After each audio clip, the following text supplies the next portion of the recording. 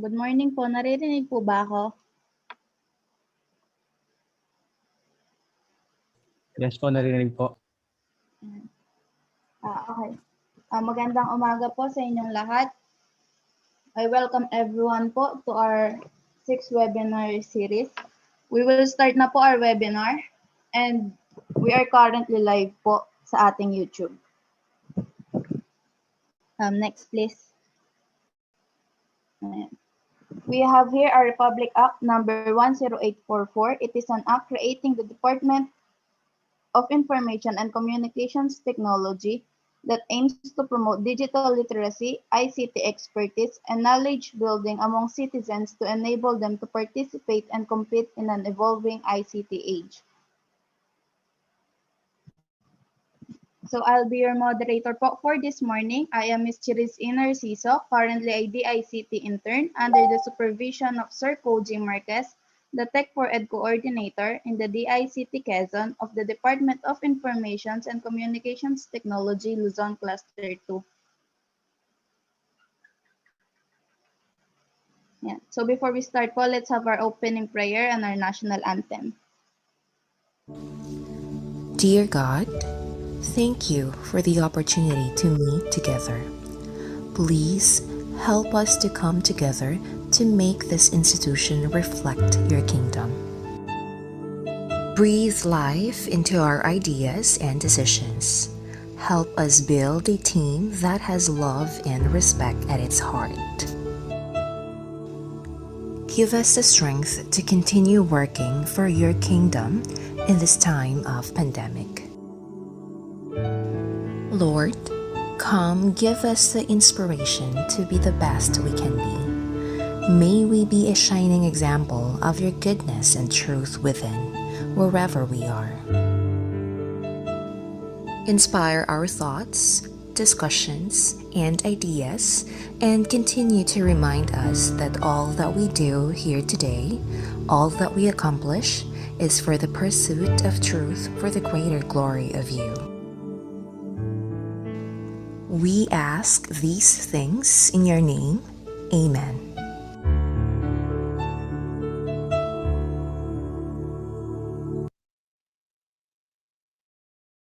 Mga kababayan, ang pambansang awit ng Pilipinas.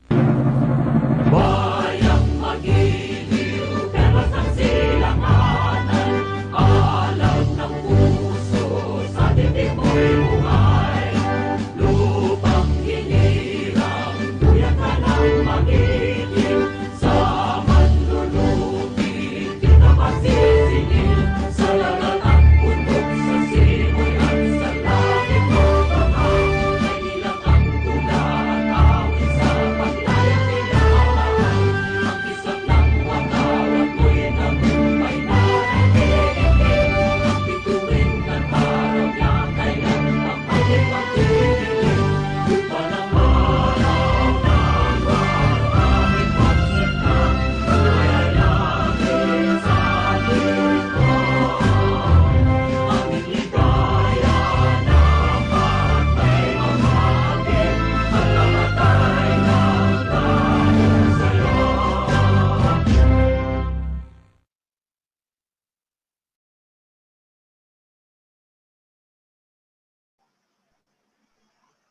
We have here po our 6th webinar series, which is entitled Focus on What Matters to You, Be Responsible, Be Cybersafe. We also have here po our objectives po for this webinar. The Tech4ED project provides access points for individuals and communities to bridge the digital and education divide. It promotes grassroots development and opportunities for inclusive growth and poverty reduction. This webinar aims to raise the level of awareness of the public on the importance of information and communications technology to help educate, empower, and promote the ICT to individuals in the countryside by promoting digital literacy.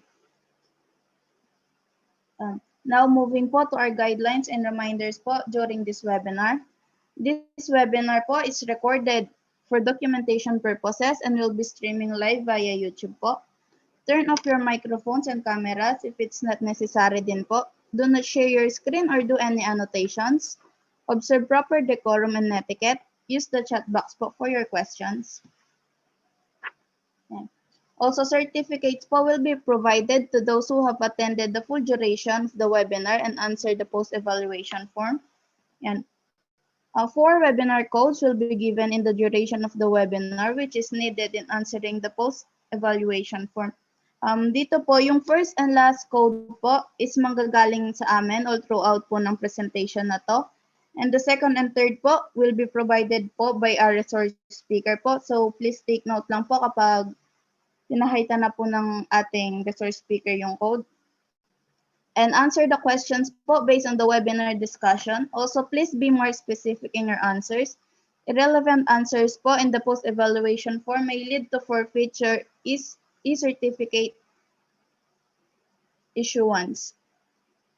Ayan. And also po, please input valid and active email address po when filling out the post-evaluation form. Cut-off time po is today until 2 p.m. Remind ko lang po, doon po sa ating YouTube replay, it will be shown lang po after po ng cut-off ng ating post-evaluation form. So please po take note po no ang ating mga codes kasi po yung last code won't be given po sa chat box natin. Yan, ito po yung link ng ating post-evaluation form. We will flash it po sa screen for 2 minutes. Paki-take note po, picturean, pakisulat po.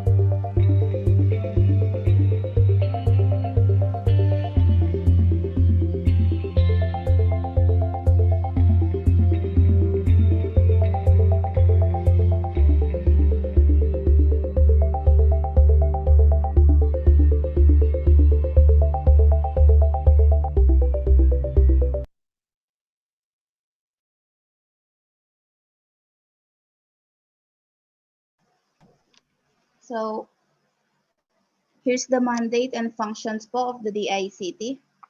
The Department of Information and Communications Technology, or DICT, shall be the primary policy, planning, coordinating, implementing, and administrative entity of the executive branch of the government that will plan, develop, and promote the National ICT Development Agenda. And in the ICT po, we also have programs and projects din po. Here are some of them. Tech4ED, Free Wi-Fi for All, EBPLS, Digital PH, Government Emergency Communication Systems or GECS, National Broadband Plan, Central Business Portal, National Government Portal or gov.ph, Digital TV Philippines, National Cybersecurity 2022, and Philippine National Public Key Infrastructure or PNPKI, and many more. And to start our webinar po, let us watch a video recording from our Regional Director, Engineer Reynaldo TC of Luzon Cluster 2 for our opening remarks. Good morning, everyone. Let me first acknowledge Batangas National High School for partnering with DICT Luzon Cluster 2 on this webinar. In behalf of DICT Luzon Cluster 2, we wish to welcome all of you in today's webinar, Tamang Paggamit ng Internet at Cybersafe. Natutuwa kami at nakita natin na binigyan ng kahalagahan ang ligtas na pag-internet. With this COVID-19 pandemic, talaga na-emphasize ang paggamit natin ng ICT. Mula umaga hanggang gabi, na-computer ng karamihan sa atin, lalong-lalo ng ating mga kabataan at estudyante. Dahil na rin na-impose na online classes ng DepEd at CHED. Hindi na yata umalis sa ng computers at IT devices nila ang ating mga estudyante. However, it also increases the risk of cyber attack and cyberbullying. Hindi talaga maiwasan na may mag-take advantage ng ating ICT for their own purposes. Andiyan ang hacking, phishing, ransomware, identity theft, and even viruses. Even yung pag-hijack ng mga devices, like automatic na makaka-capture ng pictures at magbibidyo ang device mo na hindi mo nalalaman. That's why most companies and even schools are strictly imposing and implementing cybersecurity protocol, like setting up firewalls, strict virus updates, and even nagwa-whitelist ng mga website na pwede puntahan ng mga staffs at estudyante. And even to the point na pinagbabawal ng mga input devices like USB para may exclusive ang network. However, even with the most secured network, there are still possibilities na ma-compromise ang network. Madalas, nakakalimutan ng security protocol. May mga nag-VPN para makaiwas sa mga blacklisted site. The bad part is, pag na-compromise ang isa, hawa-hawa ng buong network, especially pag na-virus. We are at risk, not only of COVID pandemic, but also on risk of cyber pandemic that could wreak havoc to our system and also to our personal devices. Hindi dahil may internet, ay click ka na lang ng click, especially sa public internet. This is the reason why we're here today. We need to inform the public on the effect of cyber attack and cybercrime because all of us are at risk. We need to be vigilant and mindful of what we are doing in cyber landscape. Lalong-lalo natin mga estudyante na talagang bumababad sa internet. We should be on guard on what we are doing, especially if we are online. We hope that after this webinar, we can all be totally confident and safe and explore the cyber landscape. Be informed, be safe. Think before you click. Good morning, everyone. So thank you po for that, Sir Ray. And before we start po, ito po ang ating first webinar code na gagamitin po natin sa post-evaluation form upang ma-access po natin to. And ipa-flash din po namin to sa inyong screen for 2 minutes. So pakitandaan po.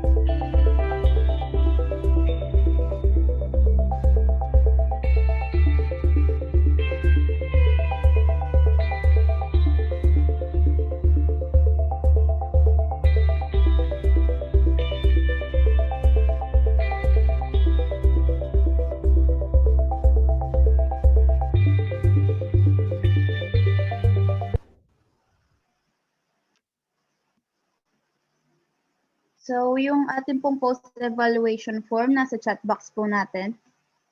Ayan. Once again po, our 6 webinar series entitled Focus on What Matters to You, Be Responsible, Be Cybersafe.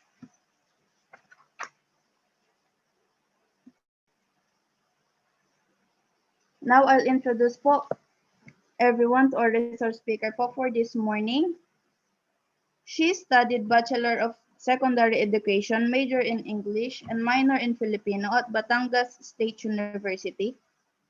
She has also taken her Master of Arts in Education, major in Educational Management at Rizal College of Taal.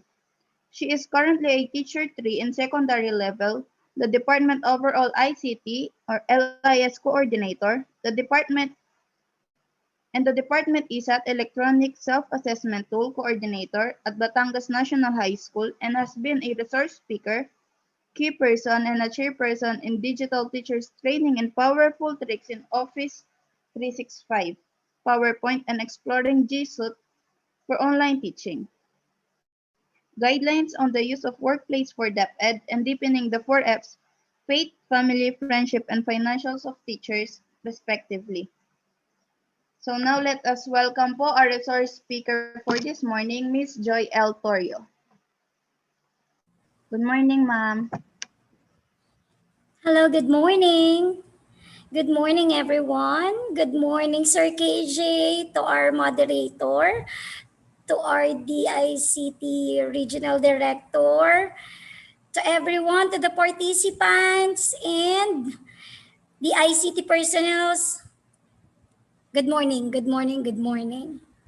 So, thank you for being here, for being with me today. As I've said kay Sir KJ, I am not used in using this Zoom application. That is why I'm asking him to assist me anytime magka-problema po. Kasi sa mga DICT rollouts and webinars ko na po, ang lagi namin gamit ay Gmeet. This will be my first time to use Zoom, but bear with me. Okay? Bear with me po, participants. Okay? So I will try to present something.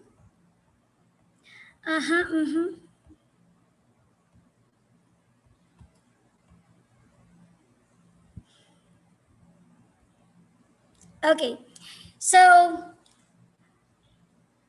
let's start with a game. So today we're going to discuss a focus on what matters to you.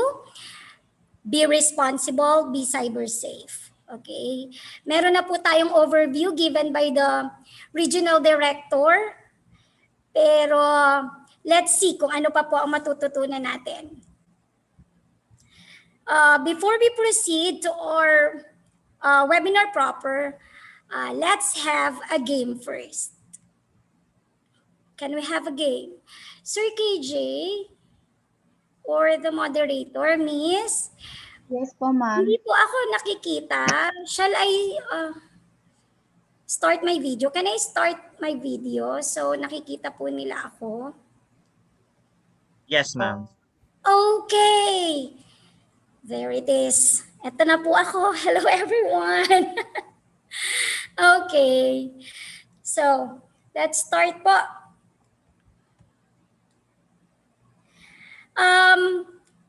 Some of you might be familiar with this application or online game. It is called Kahoot. Okay? So sana meron nang may alam. Pero for the benefit of those who are not yet familiar with this or hindi pa nakagamit nito, I'm going to explain further muna po. So explanation muna tayo before we proceed with the online game.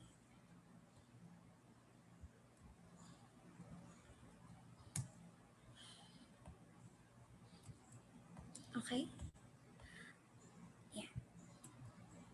Yeah. Okay. So the first step is you will go to Kahoot.it.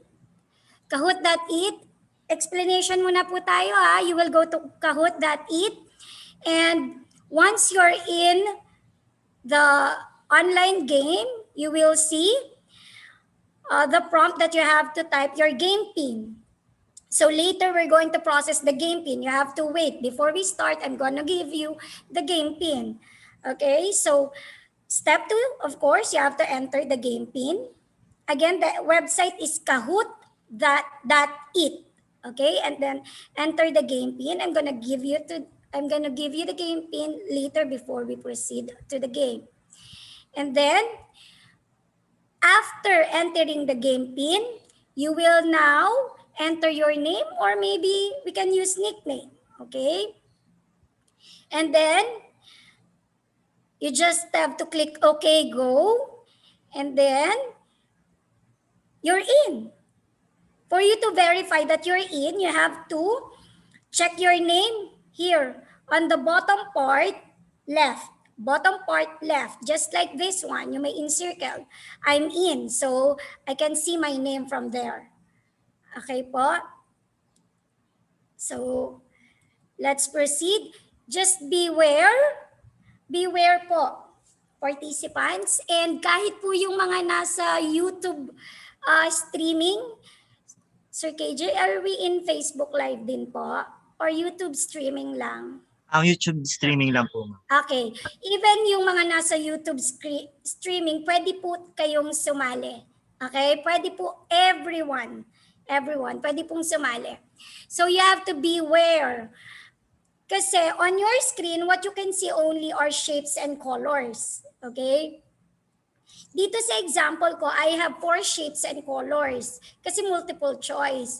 Pero later sa atin pong online game mismo, true or false lang. So probably ang makikita nyo lang 2 colors lang, pink or blue. Okay, yun lang po ang makikita nyo sa screen nyo. Okay, pero how are you going to answer if there is no question? Then, the question is on the Zoom meeting. Nasa screen po ninyo sa Zoom. Okay? Again, beware. What you can see on your screen are just the options, whether it's true or false. The question is true or false. Okay? For you to be able to answer it, you have to look on the Zoom screen. And there you will have the questions. I hope you're getting it. I know, nakukuha niyo po yun. Then, for every question, siguro meron tayo dong ilang seconds, 30 seconds siguro to answer the question. Okay po? Probably 30 seconds to answer the question. So I hope you get it. Again, you will go to kahoot.it, enter the game pin that I will give you before we proceed to the online game. Step 2, enter your name. And then step 3, name or nickname. And then step 3, look and verify if you are in. You have to look at the bottom part of your screen, left side. Okay, again, what you can see only on your screen is the true or false options, either pink or blue, and the questions are posted or shown on the Zoom meeting. Okay po? According to Sir KJ, yesterday I asked kung meron tayong papremyo for this game. Sabi niya meron. Sir KJ, we are so excited about it. Ano po ang price nila? Yeah, hello po. The price po natin for the tatlo, ma'am, tama po, no, for the top 3. For the top 3, yes, we'll be having having po a GCash of 100 pesos each. So ibig sabihin mo yung first, second, and third will be receiving a 100 pesos GCash. So please don't forget po, please put your phone number and your full name sa ating pong host, which is the DICT Quezon. So doon nyo po isend ang inyong pong personal number and your complete name po, no. Just send it privately po to secure po yung inyong privacy regarding your phone number and your full name. So sa ating mga Zoom naman po, sa ating mga YouTube naman po na nanalo, so wag niyo lang pong kalimutan to email po yung ating email address, that is dictquezon.tech4ed@gmail.com. Again po, that's dictquezon.tech4ed@gmail.com. So yan po yung isasend po ninyo yung inyong phone number and your full name po para po sa ating cash. Cash po na via GCash. Yan. Again po, that is DICT Quezon Tech4ED at gmail.com. So, i-chat po ito sa ating chat box sa ating YouTube live since nanonood din po sila sa atin. Yan. And to our Zoom meeting participants din po, no, I'll be sending po yung ating email address din po dito. Yan. So, ma'am? Go Okay, ahead Sir po. KJ. Thank you. Sir KJ, we are so delighted about that. Masarap talagang sumali sa mga games pag may prize. So, pasok po kayo sa kahoot.it. Sige, i-type in nyo na po ang kahoot.it on your Chrome or kung saan man po kayo sa mga search engine nyo, kahoot.it. Okay po. We are so excited kasi may premyo. So ito pong game na to, hindi lang siya pagalingan kung masasagot mo siya ng tama, but also ito po ay pabilisan. So ang magiging winner po dito, hindi lang knowledgeable, kung hindi fast din. Mabilis. Okay po? So I'll end my slide.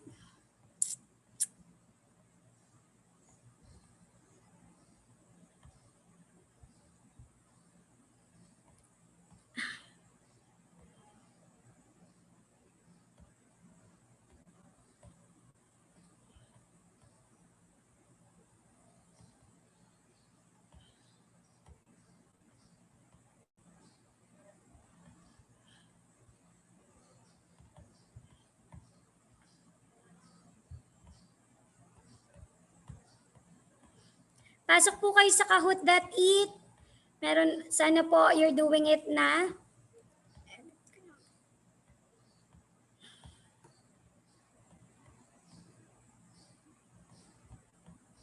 Okay.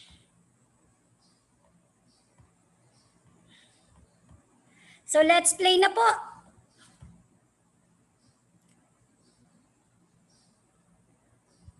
Can you see my screen? Can you see my screen, Sir KJ? Yes po. Yay! I'm doing good with this Zoom app. Ano po? Okay. So, now we are generating the game pin. I hope nasa kahoot.it na kayo.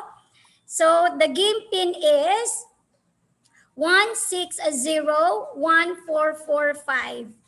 Sir KJ or the moderator, can you type in po sa ating chat box ang game pin? Ayun, ang bilis ng mga taga DICT Quezon. Very good po. Yan, so, oh my, we have so many participants and players. So again, the game pin is 1601445. Okay, I cannot mention the players na kasi they are so many. So yung mga nasa YouTube streaming natin, please join. May prize tayo for the third place, a second place, and first place or the champion. Again, the game pin is 1601445. So keep coming, everyone. Ating participants from Zoom meeting and from the YouTube live, keep coming in. You are all welcome in this game. Sige po. Yes. So ayan, sige. Keep coming in. We can wait. So we have 73 participants or players. Keep coming. Sir KJ, how many? Sorry, Sir KJ, you're the only one I know from the ICT Quezon. That's why I'm always asking you. Sana di po kita naaabala, Sir KJ. Yes, ma'am. Okay lang po, ma'am. Sorry, you're the only one that I knew. Yes, Sir KJ, how many participants do we have, or how many participants are we expecting? 100, ma'am. Oh my goodness. Are we going to wait for 100 participants in this game, or how many do you prefer, sir? Let's po with the 100, since we have here naman po na almost 90 in our Zoom meeting, and meron tayong YouTube po na viewers na 60 viewers po in our YouTube live. Yan. So yun, ang dami natin. Sige, so you prefer 100 participants for this? Yes po. So please log into with www.kahoot.it. Kahoot.it. And then the game pin is 1601445. All right. Yan po. I think 85, ma'am. Let's go with 85 na lang po. Sige. No problem, Sir KJ. So 5 na lang po. 4 na lang na participants. 3 na lang. Yan. 3 na lang po. 3 na lang. So excited. 2 na lang. Sige po. Isa na lang. Sige po. Sige Isa po. na lang. How many? We have 83. Okay na po yan. Sige, ma'am. Right? Okay na po. Let's go na po, ma'am. Okay na po. Yan, Yes, we have po. 84. Sige, let's start. Yung iba, I'm so sad. Yan, we have 85. So let's yes. start. Yung iba, I'm Let's so start po. sad. I'm so sad for those na nagdi-disconnect, but those technical problems are understandable naman po. Ano po? So we have 86 official participants, 87 official participants for this online game. Okay, so let's start, Sir KJ. Okay, so this is about cybersecurity. In 3, 2, 1, let's start. True or false? The 3 elements of cybersecurity are people, technology, and policy. So you can see the timer here and the answers going in here. So you have only 5 seconds. 4, 3, 2, 1. And time's up. Okay. So the correct answer is true. The 3 elements of cybersecurity are people, technology, and policy. So that is true. We have 58 who answered it correctly. Ano kaya nangyari dun sa iba? Nakapasok pero hindi nakapagsagot. Again po, ang makikita nyo lang sa screen ninyo ay yung choice, yung options na true or false. Sa screen nyo po titingnan yung question. Baka po kayo ay na-misled and na-confuse. Again, sa screen nyo lang po, makikita nyo ay true or false. Ang question ay nasa Zoom screen ninyo. Okay po? So you can join in the next question. Okay, let's see. Sino ang nangunguna natin? Ang top natin for the first question, Sir Gabs. Okay? So meron tayong scoreboard in every question. Okay. Let's have the next question. Are you ready? I hope you're ready. Okay, again, true or false? 95% of all data breaches are caused by human error. Is it true or false? Is it true or false? So we have 5 seconds. 4, 3, 2, 1. And the answer is true. Okay, 63 got the correct answer. Ang galing naman ninyo. Okay, so let's see the leaderboard, the leading sa ating scoreboard. Sir Gabs pa din. Ang bilis ni Sir Gabs. And on second natin si Sir Nath and si Sir Aaron. Okay, let's have the next question. Habol tayo, participants. 2 options lang yan. So, mabilis lang nating i-click ang true or false. You can do it. Again, true or false. 80% of cybercrime committed against companies is brought on by either current or former employees. Is it true or false? 10 seconds. 5 seconds. And the correct answer is false. Maybe it's not 80%. Later in our discussion, you will know the correct answer. For every false answer, you will know the correct answer. But just by listening later sa ating discussion about cybersecurity. So bantayan natin why this one is false. Okay po? So 22 got the correct answer. Sino na ang leading?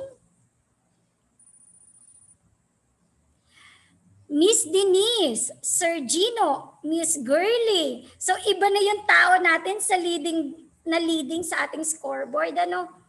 Sige, keep on answering. Let's have the next question. So we only have 10 questions po ha. Just be ready. So this is the fourth question. Data is more valuable than oil and is the most expensive asset in the world. Is it true or false?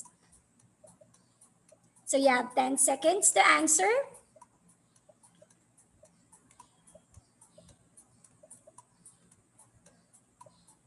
And the correct answer is true. Okay, true. That is true. So 67 got the correct answer. Let's see who are leading in our scoreboard. Miss Denise, Sir Gino, and meron na tayong third in rank na bago, si Sir Selbert. Okay, let's have the fifth question. Again, this is true or false. The average daily time spent by internet users aged 16 to 64 in the Philippines is 10 hours and 56 minutes. Is it true or false? 5 seconds to answer.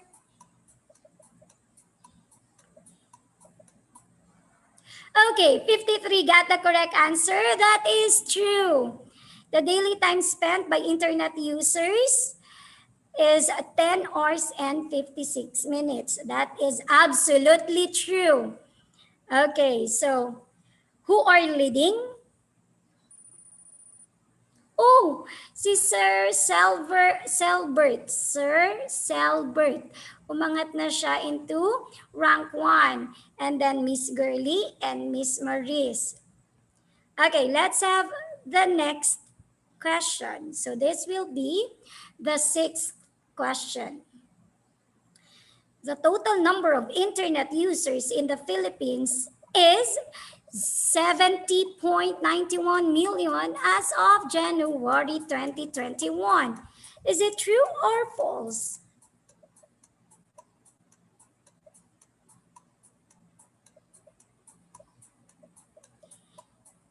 And the correct answer is false. Again, later we will know why this question is got the false answer. So, let's wait and see bakit siya false. Ilan ba talagang milyon ang internet users in the Philippines? Let's find out. Okay? Leading natin. Wow! Meron na tayong bagong rank 1 si Sir Aaron, rank 2 si Miss Maris, and si Sir Gino for rank 3. Next question. Get ready. ATM in Facebook post means after the moment. After the moment. Is it true or false? Alam ko, alam nyo to. May magkakamali kaya dito? Let's see. I doubt may magkakamali ba? Oh! Let's see. After the moment, the correct answer is false. Pero na may kumuha pa rin ng true. Meron nagsagot pa rin ng true, 33 of you. Hindi po yun after the moment. Let's see kung anong ibig sabihin ng ATM later in our discussion. Okay, so 40 got the correct answer. Leading na si Miss Maris, si Sir Gino, and si Sir Jebson. Okay? In every question, nagpapalit tayo ng mga ranks sa participants. May mga bagong names na pumapasok. This is so exciting, right? Hindi yung leading natin ay iisa lang na mga tao. Hindi. So in every question, nagpapalit tayo ng mga leading sa participants. Next, are you ready? So this will be the 8th question. VPN stands for Virtual Public Network. Is it true? Or is it false?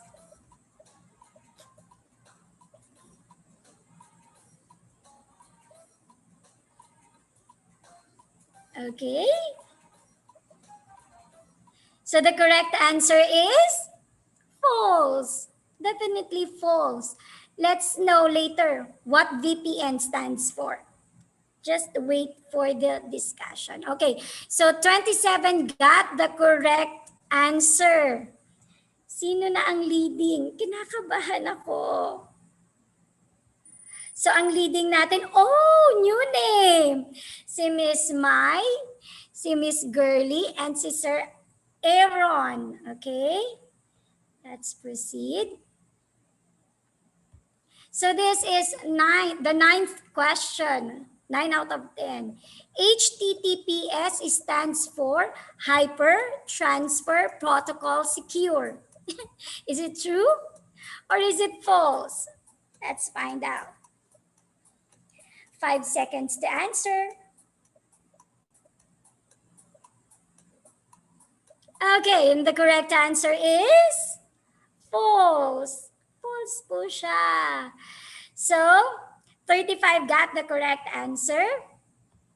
Ang leading natin.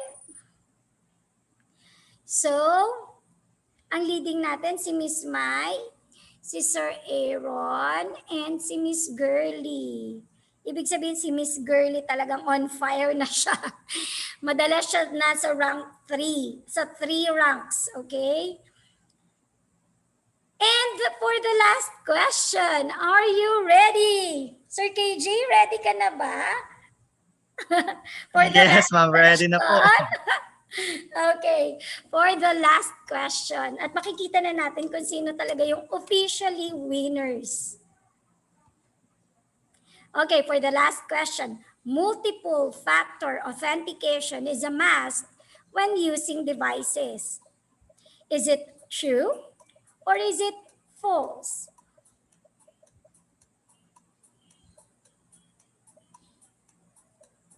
Okay, 5 seconds to answer.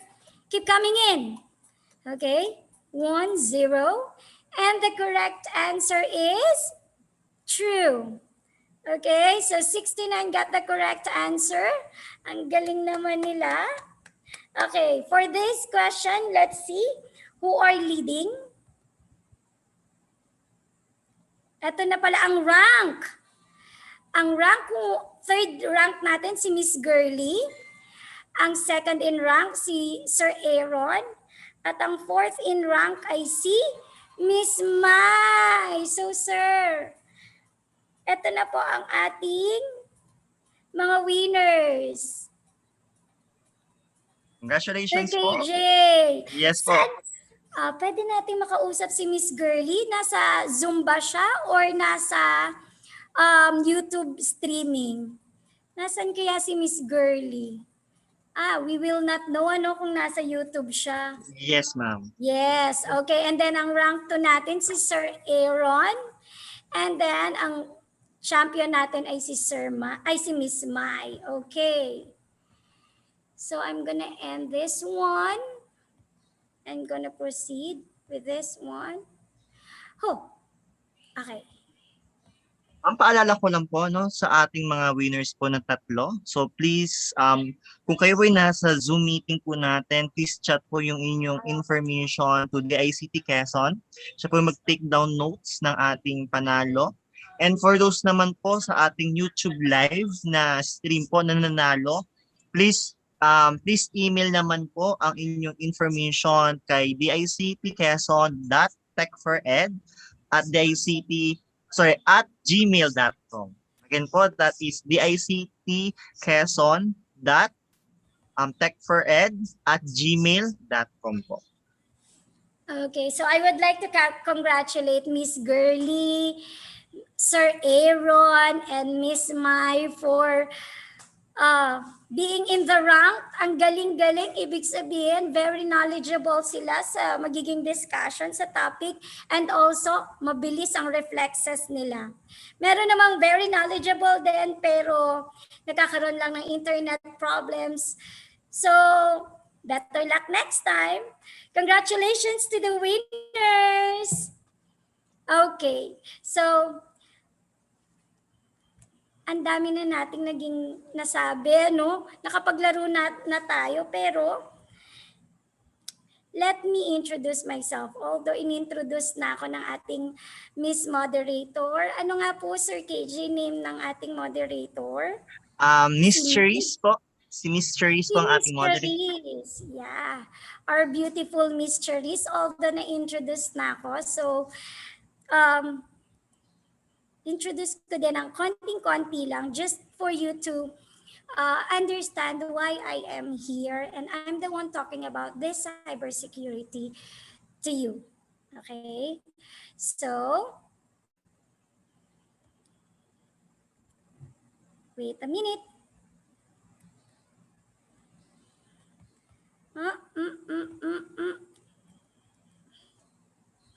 Okay. It's not moving, Sir KJ. It's not moving. I thought I'm doing well enough.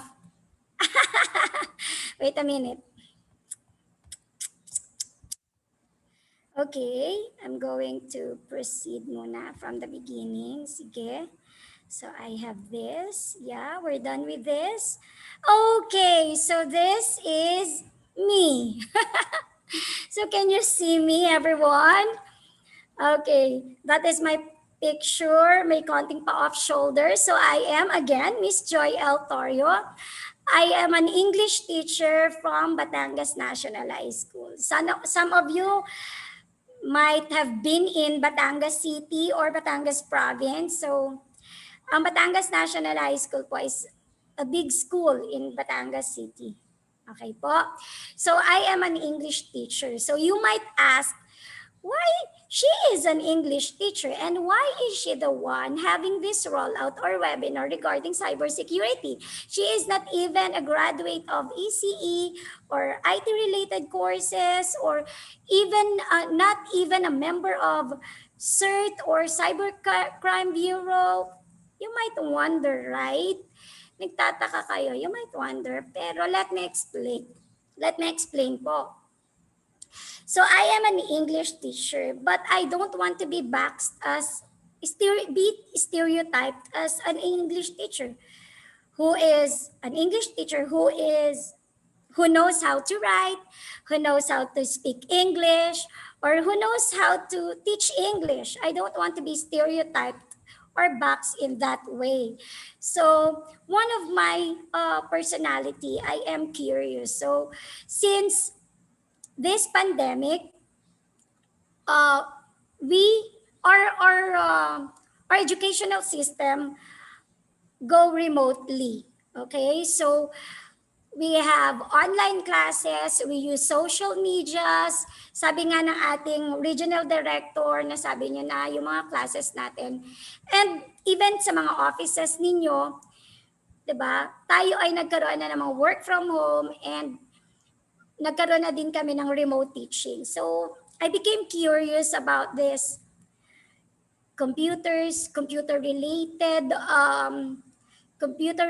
topics, ICT-related topics, and then I was assigned as an ICT coordinator of our department. And then that time I got a deeper curiosity about ICT, and that's why now I am an on-board resource speaker of the ICT.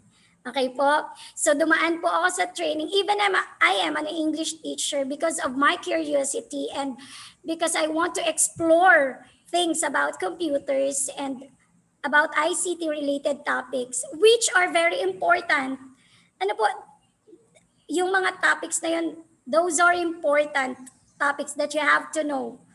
Kasi we are all dependent with computers.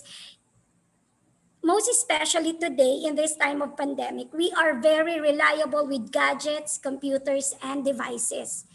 And we are dependent with Wi-Fi and internet or data. So, out of curiosity, nag-training po ako sa DICT and then eventually nakapasa, kumuha ng mga post-evaluation, and then naging onboard resource speaker na nila ako since last year. So nakakailan na po akong speaking engagement with them. So even though I'm an English teacher, I have quite knowledge about what I'm going to share with you kasi dumaan po ako sa training. So trust me, you can learn from me.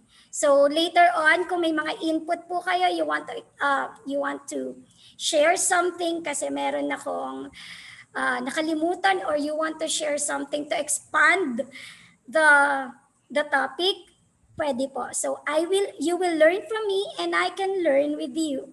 From you, rather, I can learn from you. So no problem.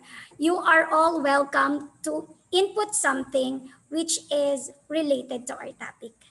Okay po. So again, I am Miss Joy L. Torrio from Batangas National High School. So our topic, as I've said, focus on what matters to you, be responsible, be cyber safe. Okay? Be cyber safe. Let's always remember that. Okay? In everything we do, sabi ng ating regional director, think before you click. Be responsible, be cyber safe. So for the whole 3 hours that we're going to be with each other, we're going to discuss cybersecurity. Okay, so I got this data from I attended a cybercrime webinar from DICT still. Okay, from the ICT, and I got this data from that webinar, particularly from Sir Jun Paulo Abresado, PNP Police po siya, Police Lieutenant Colonel Jun Paulo Abresado. Siya po ang speaker nun. So, I might use this kasi this is important, okay? So, this statistics is from January 21, 2021 pa. Okay? So the daily time spent on social media using, the daily time spent using internet with all your devices. Ang sabi dyan, we are spending 10 hours and 56 minutes. Kasama po ito sa question natin sa Kahoot kanina. So that is 10 hours and 56 minutes according to this statistics from the PNP. Okay, 10 hours and 56 minutes. So we have 24 hours in a day. Okay, most probably 8 hours doon, tanggalin natin kasi yun yung sleeping hours natin. Pero hindi naman tayo nakakakompleto ng sleeping hours. Most probably, meron tayong 6 hours or 4 hours lang. Kasi nga, sleeping hours na, ano pa ang ginagawa natin? Nakahiga and we are using our cell phones, our devices. Or we are still working. So we are still using the internet. So, sabi dyan, 10 hours. So, 10 hours and 56 minutes. Almost 11 hours of your day, you spend it with internet. Okay? 11 hours of your day. Ang tagal, ano? Kasi nga, we rely on internet na. Marami tayong ginagawa using the internet. We search, we work, We communicate. What else do? We find leisure time. We watch. 'Di ba? We read. So, ang dami nating ginagawa using the internet at very useful yung internet natin, most especially when we use that in working. Ang iba naman, they use it for leisure, like playing mobile games or betting sa mga tawag dito, sa mga betting sa mga online, what do you call that? Lottery. Okay? Online lottery. Nagbebet tayo. Or meron din tayong mga online transactions. So, we rely on internet. Pagkagising pa lang natin, di ba? We have to admit, pagkagising natin, we forgot to pray.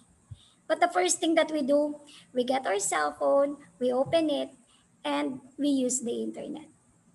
So, yun yung average hours na nakukuha natin in a day, 11 hours in a day. We're using it. Kasi nga, we're very reliable. We rely on internet.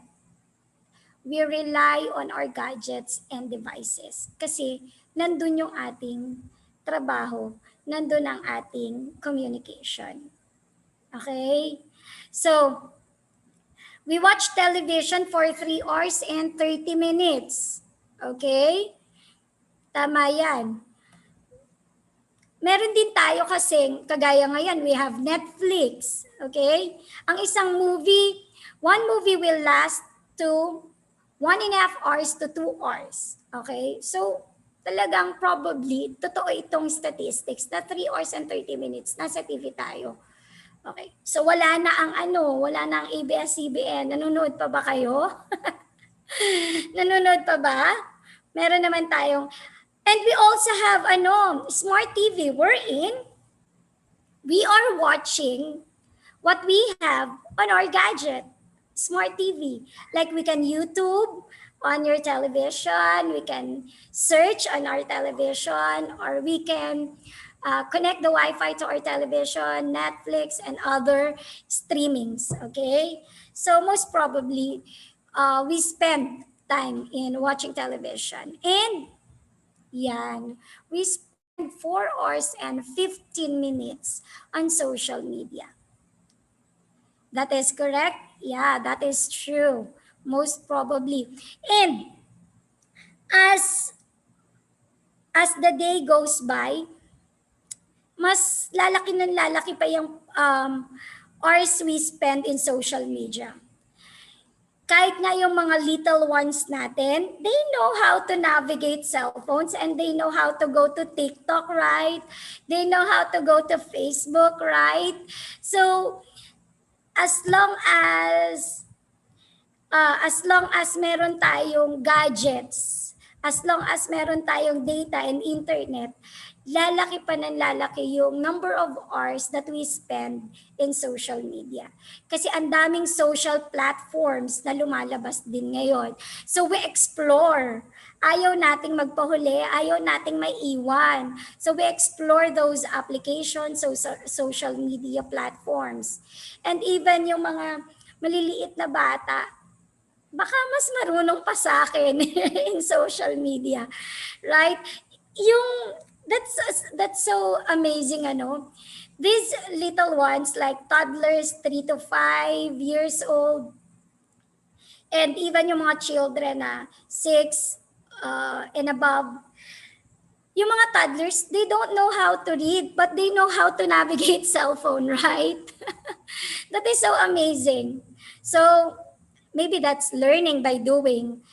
Nakikita nila that someone is doing it, so they learn from it even though hindi nila alam basahin. So ang tawag doon ay visual learning.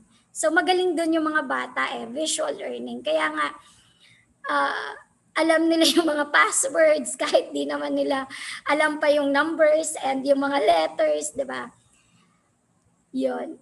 Magigaling na yung mga little ones natin. Ang mga susunod na generation, magaling sila in terms of technology. Technology-wise, Magagaling sila. Hindi magpapahuli. Okay, so percentage of internet users age 16 to 64, ilan ba ang meron ng mobile phone? Since January 2021 statistics to 98.6% of our population ay meron ng mobile phone. You will not wonder, kasi meron na din namang lumalabas na mga cheap cell phones. I'm not saying cheap cell phones as cheap. The negative connotation like cheap, ang cheap naman yan. No, that's not what I mean. When we say cheap, mura. Mura siya. Mura, may mga lumalabas na mura ng cellphone and functional. Kahit mura siya, functional. And tumatagal, it lasts. Basta you use it properly, you take care of that properly, tumatagal kahit yung mga mumurahing cellphone. Magpunta ka lang sa Lazada, sa Shopee, makakakita ka doon ng mga cellphones na mura. Pumunta ka dito sa amin, merong mga Muslim. Diyan ba sa inyo, yung mga nagtitindang Muslim, ang tawag namin SM sa Muslim. Saan mo binila ang cellphone mo? Sa SM. Sa Muslim. Okay? Sa Muslim. Meron silang mga binebenta ng mga China phone, pero functional. Functional naman. Okay? Kaya we might not wonder na kahit yung mga nagtitinda sa palengke, 'di ba? Kahit yung mga bata pa lang na maliliit, meron na silang mga cellphones, kahit yung magbabalot, at saka mag-fishball. Everyone has gadgets, has devices. I believe on that. Parang, na siya, basic need, right? Part of basic need, like food, clothing, shelter, and we have cellphone. Parang basic need na siya in this time. Dati kasi ang cellphone, pag mayaman ka lang or can afford ka lang, right?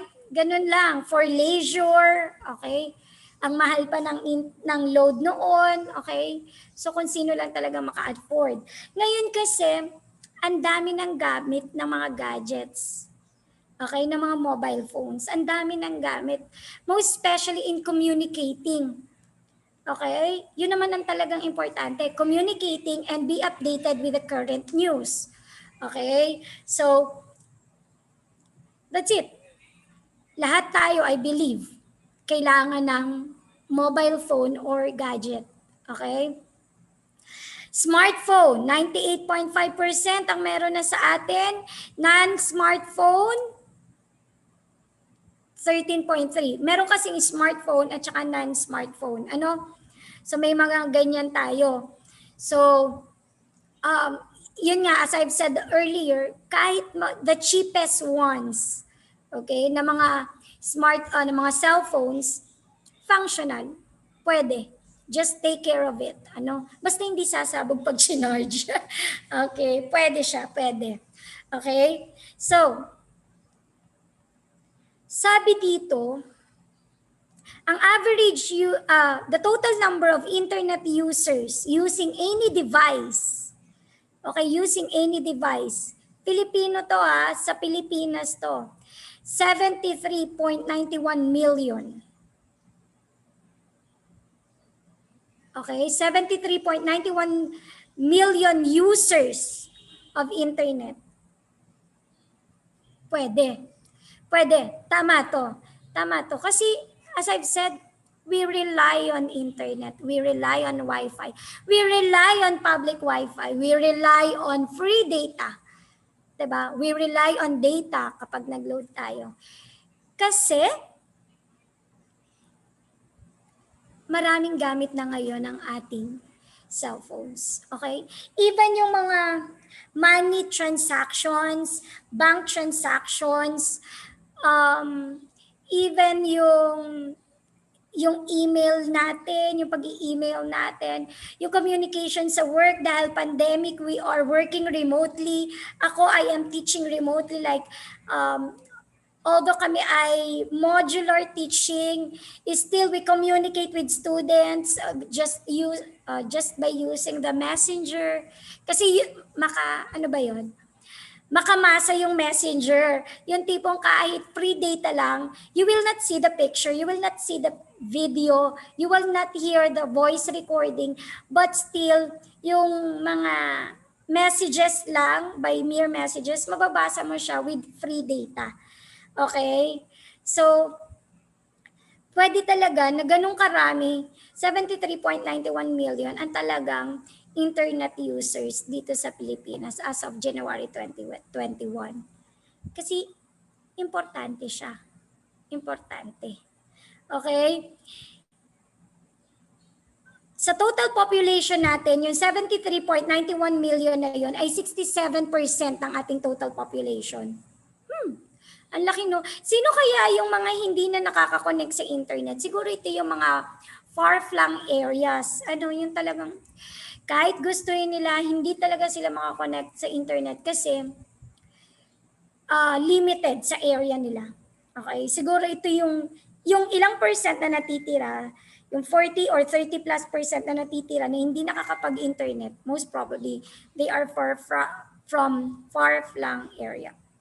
Yun talagang nasa bundok, malayong bukid, hindi na talaga makaabot ang internet or ang connection. Okay? So, eto yun. The annual change in the number of internet users, annually to ha, annually, sa bawat taon, 4.2 million or 6.1% ang nagiging taas, yung increase ng gumagamit ng social media. Lalo pa kaya ngayong pandemic, lalong mas marami yan, for sure. Lalong mas marami. So, the average daily time users ng age 16 to 64, so kasama tayo doon, spend using internet, as I've said, 10 hours to 56 minutes. 10 hours and 56 minutes, which is 96.5%. Okay? So we use social media as a main source when researching. In researching, we use a social media. Bakit nga ba? I wonder. Naging una nating, dati naman, when we want to research on something, we went to Google, Firefox, and Yahoo, right? Bakit ngayon when we want to research on something, we go to social medias. Kaya minsan na nakukuha natin fake news. Kasi nga hindi na validate. Anyone can post on social media. Anyone can post on social media. That's why hindi siya na-validate naman ni Facebook. So ang fake news nandyan lang talaga. So isa na din yon. We have to validate. Hindi porke nakita natin sa social media that is true, that is correct. We have to validate the content. Punta din naman tayo sa Google. Hanapin naman natin kung totoo yung balita na namatay na si, diba? Merong namatay na pero buhay naman. Diba? Nabuntis si, tingnan din naman natin kung totoo yun. I-validate din natin. Okay? Kunyari, itong ating, what is happening here in Batangas City, yung Taal Volcano, talagang nag-aalburuto siya. Let's not just let's not just find the news from social media. Maybe we can validate it from news na nasa Google or nasa television para malaman natin that is true and correct. Okay? So, yan, as I've said, we are very reliable with our smartphones, our devices, and internet. So, ito yung statistic as of January 2021. Because we are very reliable with internet, with Wi-Fi, eto na. Ito yung sinabi ko nung huli kong rollout sa DICT, where when there is connectivity, when there is connection, there is cybercrime. Basta may connection, may cybercrime. At habang ang connection natin ay nagiging widespread at nagiging advanced, and so the hackers and the scammers, gumagaling din sila. Okay? When there is connection, when there is connectivity, there is cybercrime. Okay? So ano ba yung mga traditional crimes natin? We had fraud, scams, estafa. Okay? Marami to. Marami tong mga scams na to. Marami. Nitong nag-pandemic, kumalat sila, nanganak, at nag-network sila. Ang dami na ng mga forms of scams ngayon. And estafa. Pero, some of us experience this. I, for one, experience this. Scam. Okay? Bakit? Kasi magaling sila. Right? Magaling sila. They know how to speak. They know how to encourage. They know. Pero kasi, network yan, right? Network. So, ang mag-i-invite sa'yo, maybe one of your friend or one of your, one that you know already. Diba? Yun lang naman na mag-i-invite sa'yo. Someone you knew or someone you are close or someone in your family. Yan lang naman eh. Yan lang mag-i-invite sa'yo or your friends. Yan. So sila yung mga network na. Pero mostly of the scams, hindi naman sila nagbe-benefit kapag nangyari na yung scamming. Okay? Ang scams, kapag yan nangyari, ang nagbe-benefit niyan, lagi, yung nasa taas. And sino yung mga affected? Sino yung may mga losses? Yung mga naka-network, yung nasa baba. Okay? Kaya nga, yung networking, sige, it's good. Pero let's try to, let's try to think of this. Take note of this. Kapag ang pera, hindi pinaghirapan, so most probably, scam yan. Yun ang sabi ng asawa ko sa akin. Kapag ang pera hindi pinaghirapan, scam yan. Okay? So that is true. Kasi I believe, pera na lang kung nanalo ka sa loto. That is blessing, right? Pero ang iyong not, how do I say this? Ang hard-earned money mo, yan ang talagang pera. Pero kapag ang iyong pera, hindi mo pinaghirapan, tipong hinayaan mo na lang siya as mag-grow siya ng kanya with other person. Okay? Hindi mo siya nasa kamay.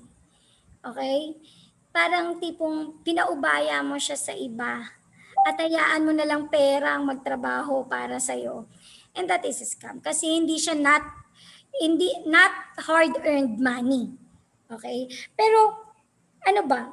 Yung mga scams, most probably, pag nangyari na yan, sabi ko nga, ang root ng scams, yung mga higher-ups, kapag nangyari na yan, para namang walang nare-resolve na scam, walang nababalik na pera sa mga scams.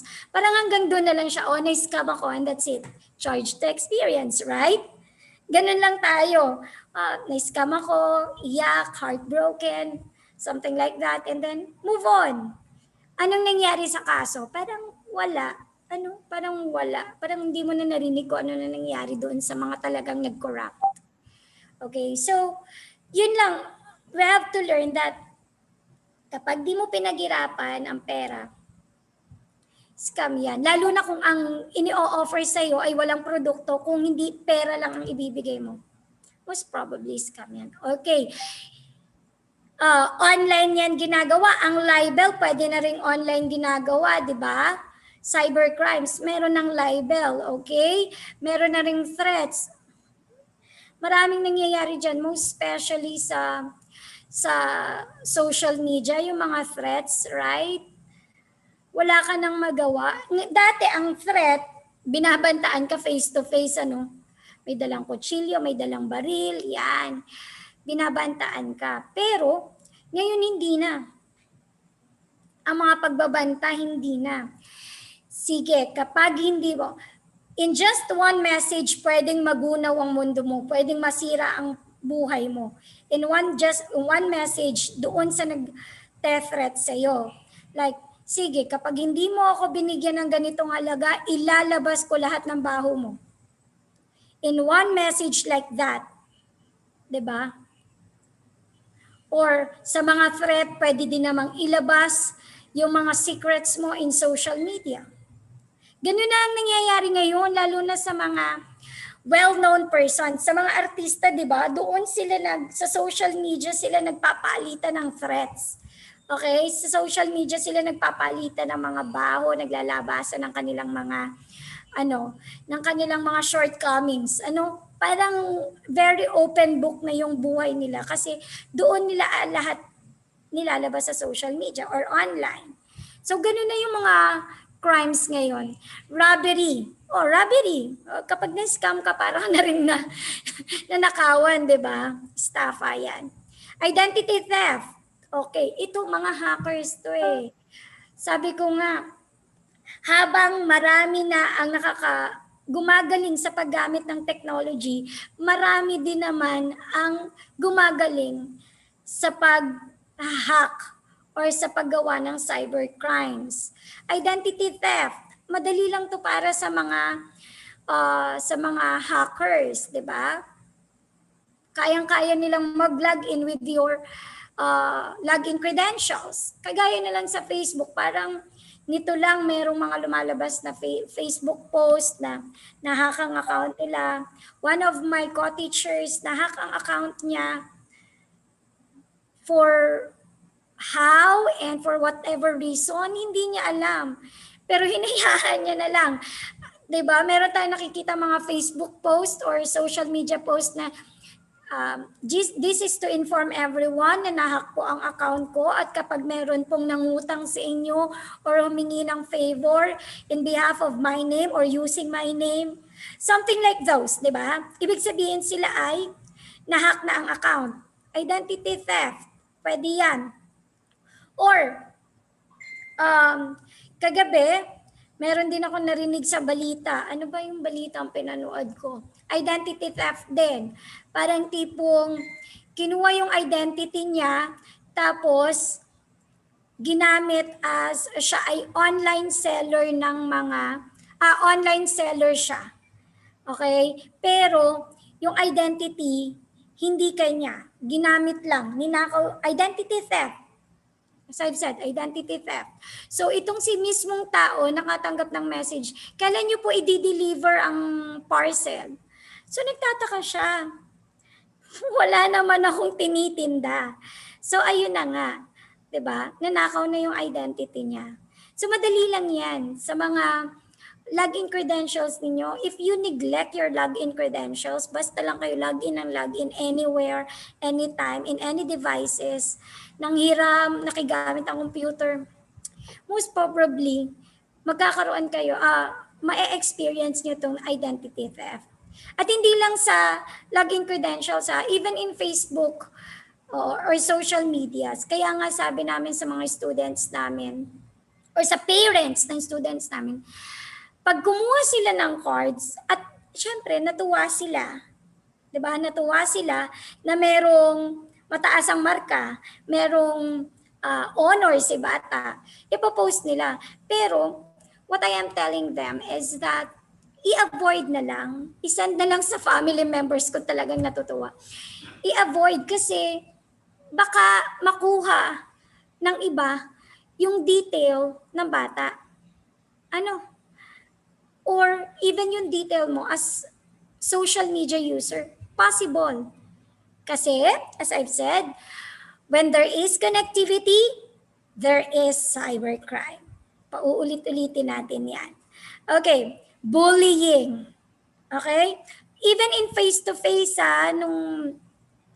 nung face-to-face pa lang tayo, or yung may physical contact pa tayo, may bullying na.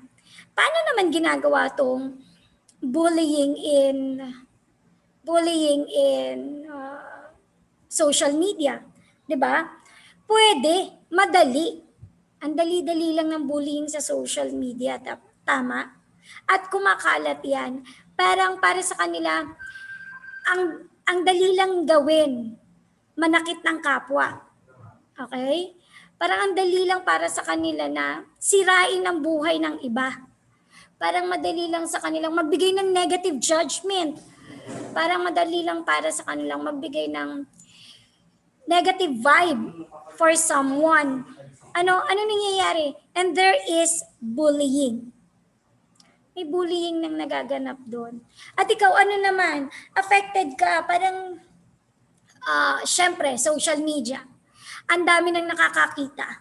Ang daming nakakaalam. So, ikaw, madidepress ka. Ikaw as a victim, madidepress ka. Anong mangyayari? May mga nagko-commit ng suicide. Diba? Suicide or merong talagang nagsasuffer sa mental problems because of bullying. Okay? Kalat yan sa ating social media. Okay? We have illegal recruitment. Okay, illegal recruitment. Pwede na din yan. Kaya nga, what I am telling you, bago kayo, pag nakapag-search kayo sa social media, you validate it sa computer, sa Google din naman. For example, you want to go abroad, nakakita ka ng mga recruitment agency. Okay? Nakakita ka ng recruitment agency. So, anong gagawin mo? You're going to grab the opportunity. Okay? Pero hindi. You have to validate it sa internet kung talagang sila ay accredited ng POEA, kung sila ay talagang license. Okay? You have to validate all the information na nakikita mo. You have to validate para maiwasan mo yung illegal recruitment. VAUC, violence against women and children. Okay? Human trafficking, pornography, okay, drug trafficking, terrorism. Ang terrorism pwede na ding gawin online. Ang communication nila online. Drug trafficking online. Yung pagpapadala ng pera online. Yung pagpapadala ng drug, yung parcel pwede ding online. Right? Ang daming nagagawa online. Pornography. Okay? Ang pornography, hindi naman pag sinabing pornography, you're going to sell your family member, bata man yan o matanda, online. Ibebenta mo yung katawan online. Pwede yon. Pero when we say pornography, kumakalat din yung mga pornographic pictures or videos online. Kaya nga kahit sa Facebook, sometimes hindi na siya nasasala ni Facebook. Minsan meron talagang, nakikita tayo. Merong mga nakaka-escape kay Facebook, nakikita din natin, or sa social media, nakikita din natin pornographic pictures or pornographic videos. Kaya nga, kung meron kayong mga family members na laging gumagamit ng internet or social media, or meron kayong mga anak na gumagamit ng cellphone, find time to check. You find time to check. Ano ba ang ginagawa na nila? Ano ba ang activity nila? Kasi, hindi natin alam, ang 3 years old, for example, 3 years old, gumamit siya ng YouTube. Hindi niya ginamit ang YouTube Kids, so YouTube siya. Click lang siya ng click. What if ang isa sa mga maklik niya doon ay very censored? Diba? So at that very young age, magiging aware siya of those things. So let's check. Ano ba ang ina-access na site ng anak ko? Ano ba ang ina-access na site ng kapatid ko? Kasi tayo at our age, we know what are the things that we have to access. Alam natin kung ano yung kailangan natin in social media or in the internet. Okay? Alam natin. Pero these young ones, they don't know. Click lang sila ng click, explore ng explore, and watch ng watch. But let's find time to check ano na yung activity nila. Most especially yung mga students nyo, anak or kapatid. Ang kita natin, ang sipag, buong maghapon, nasa computer or nasa cellphone. Baka kausap si teacher o kausap sa GC yung mga kaklase. Ganun yung thinking natin, ang sipag niya, di ba? Hindi na nga natin maabala. Pero find time to check. Totoo ba na i-verify natin yung thinking natin? Totoo ba na gano'n ang ginagawa niya? You check. kapag may password, you ask for password. Ikaw ang magulang, ikaw ang mas nakakatandang kapatid, you have the power, you have the authority. You get the password and you check. Baka kasi meron na silang pinagbabahagihan doon ng kanyang mga classmates na hindi naman nararapat. Or find time to check kasi baka nabubuli na siya online, hindi mo pa alam as parent or as family or relative. Hindi mo pa alam na nabubuli na siya. Hindi lang siya umiimik, pero dahil hindi mo na-check, na-neglect mo, ngayon siya ay nagkaroon na ng mental problem. So, those things. Kasi maraming nangyayari in internet world. Okay?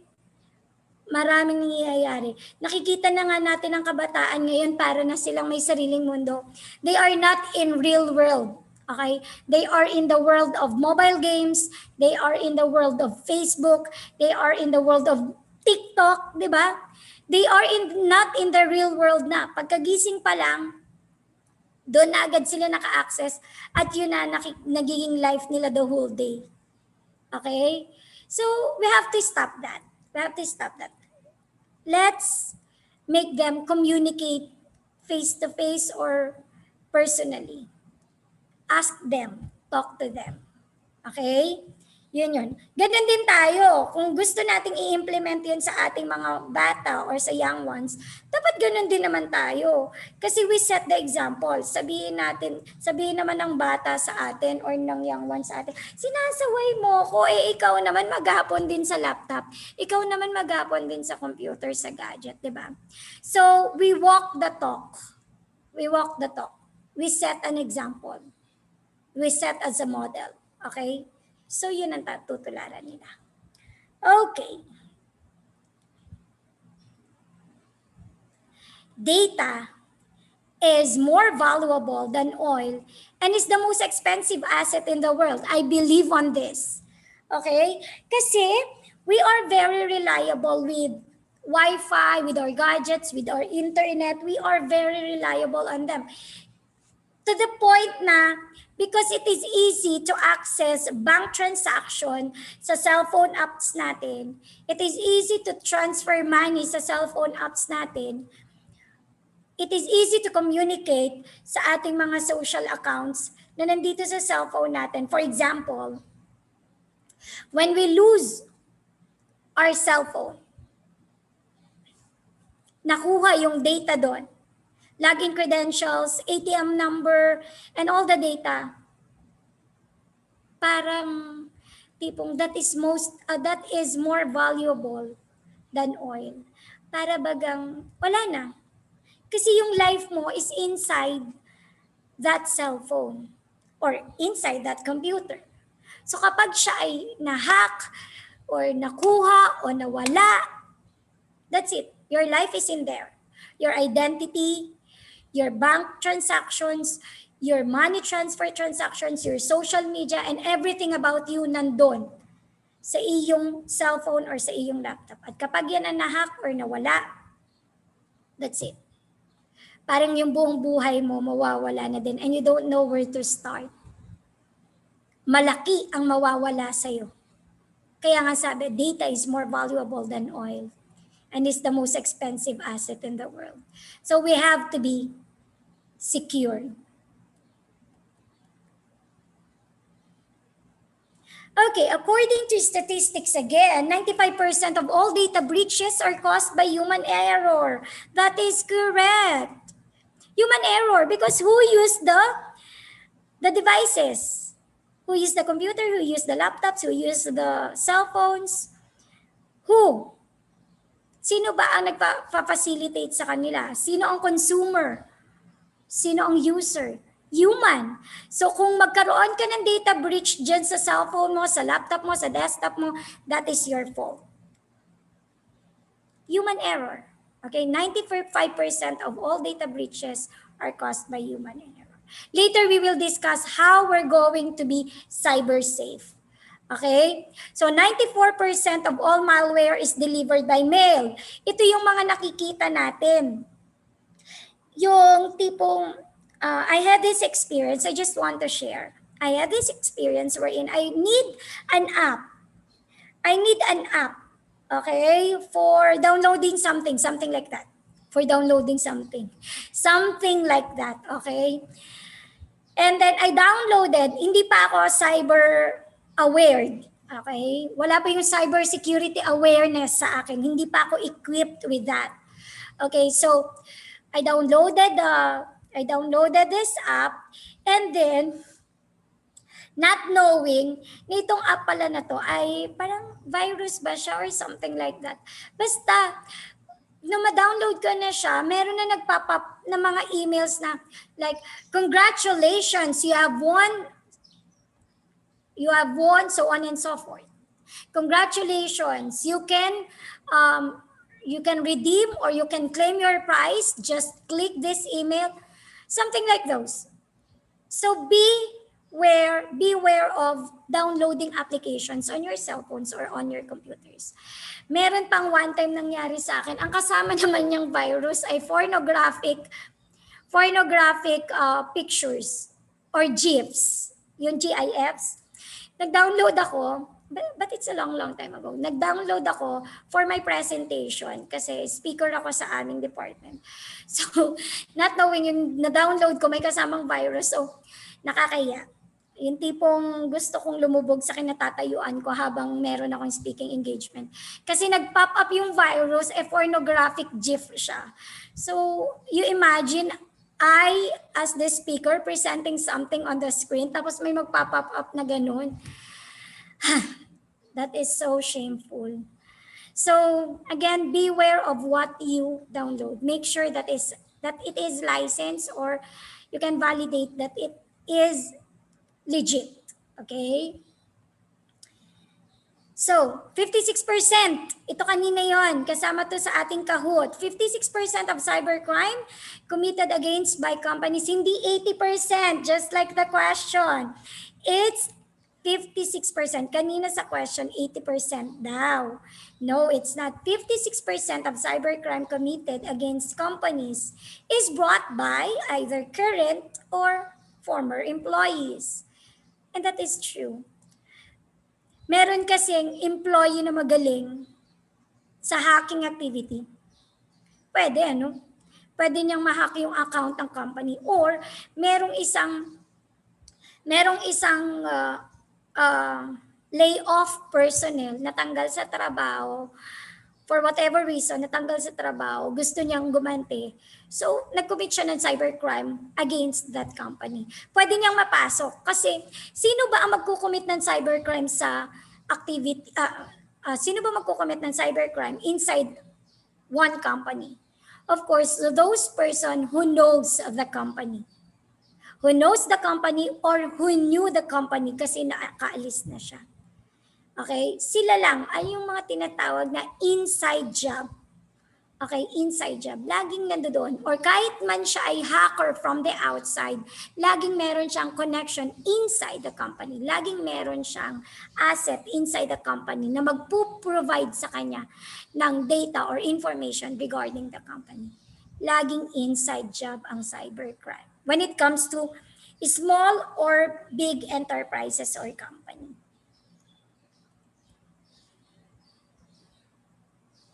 Okay, nandyan pa ba kayo?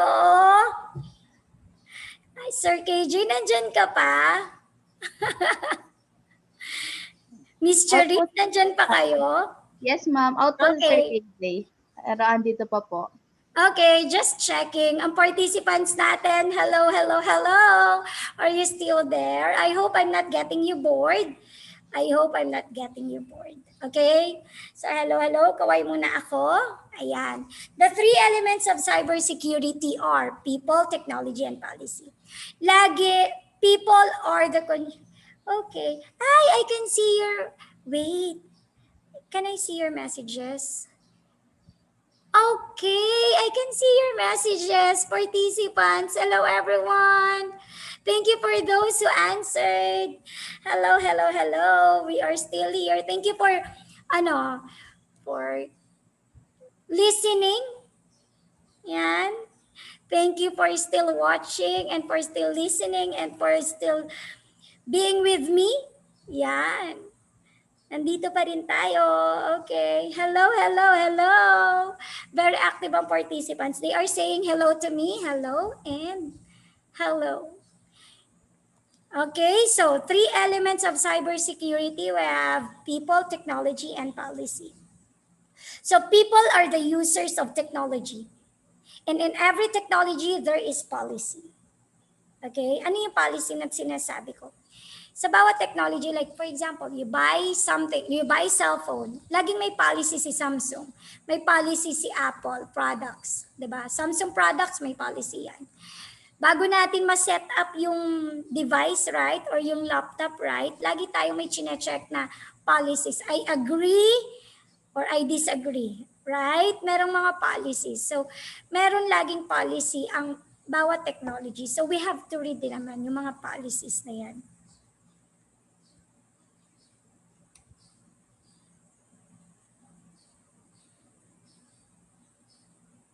Okay, so the first step in protecting yourself in cyberspace. So nandito na tayo. Kanina I equipped you, yung first part natin kanina, I equipped you with cyber crimes.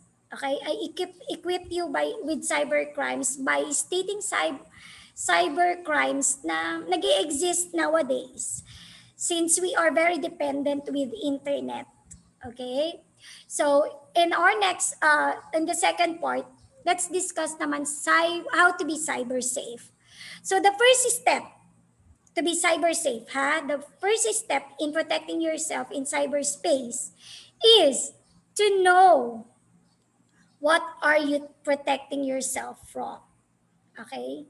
Saan mo ba pinoprotect yung sarili mo? You want to be cyber safe, pero saan mo ba siya pinoprotect?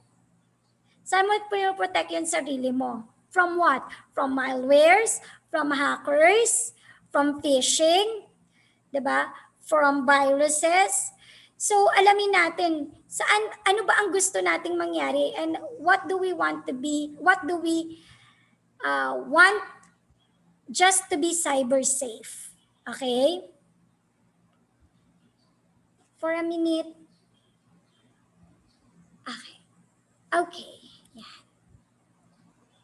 Okay, yan. So we have to know what you are protecting yourself from.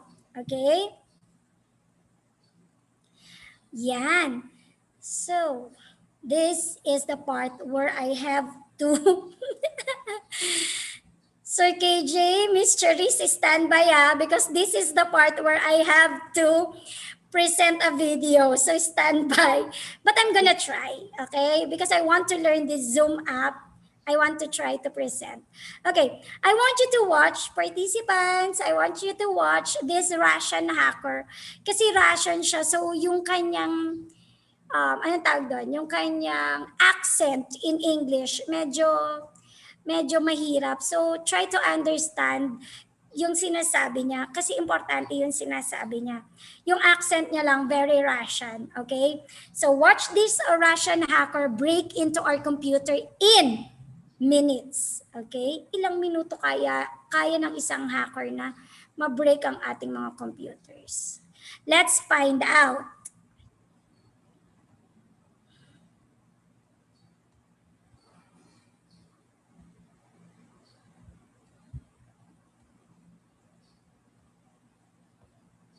Okay, I'm trying po. Bear with me, guys.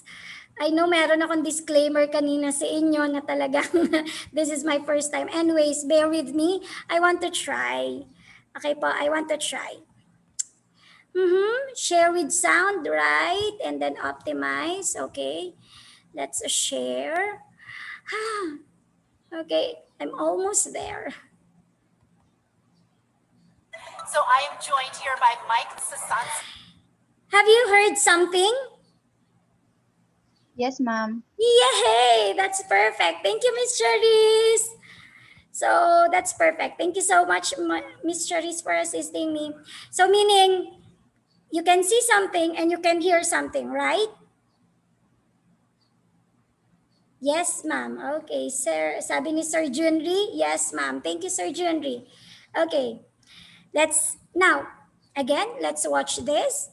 Paano ba nagaganap ang mga hacking incident? So I am joined here by Mike Sasanskin from SINAC. You're going to show us how easy it is to hack into a computer. So this is my personal computer.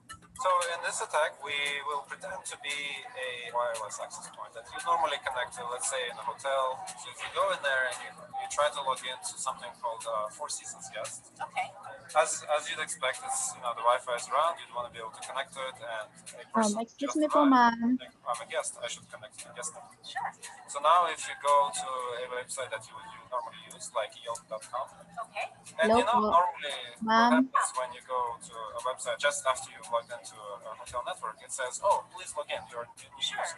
So here it's asking for your room number and last name, which you would normally do. And actually, I can see your information show up here. And so part of the attack is that it tries to convince you that you need to do an update. Your machine is out of date, it's vulnerable. So you want to click on the download button because it's sort of convincing you to. Sorry, Ma'am, meron po no video. What does that mean? Miss Charisse, what does that mean? No video po, ma'am. Only audio? Miss Charisse or KJ? Hello, everyone.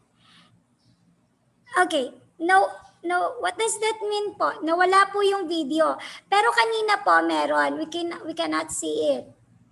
We cannot see it. Okay, I'm gonna read some messages sa chat box. Nawala po yung video. Meaning, from the start meron po and then nawala. Yun po ang ibig sabihin nun. Okay. I don't know what happened, but I think I'm gonna need the assistance of someone from the ICT.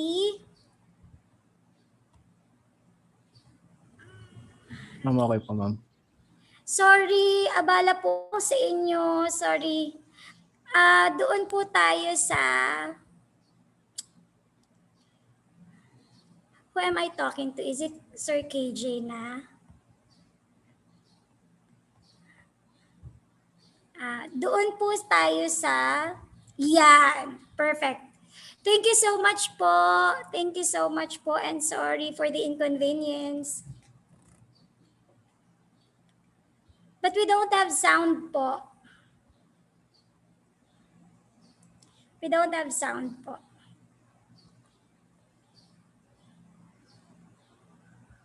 Yeah, kita na po according to Sir Gabriel. Confirm. I'm Kita joined here pero by Mike Sasanskin from SINAC. You're going to show us how easy it is to hack into a computer. So this is my personal computer.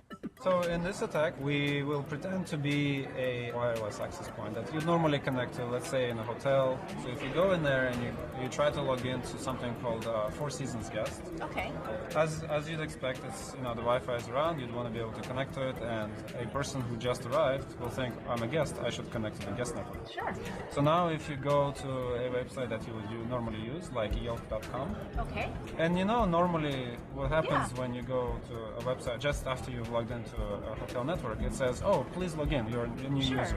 So here it's asking for your room number and last name, which you would normally do. Right? And actually I can see your information show up here. And so part of the attack is that it tries to convince you that you need to do an update.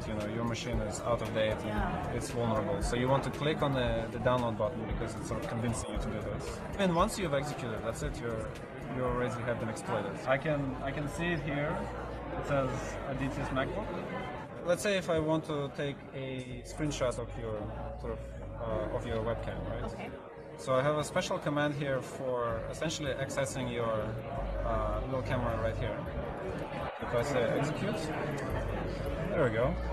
I just saw a green light pop up there for a second. For a second, but now it's already too late. Now I already know what's going on around you.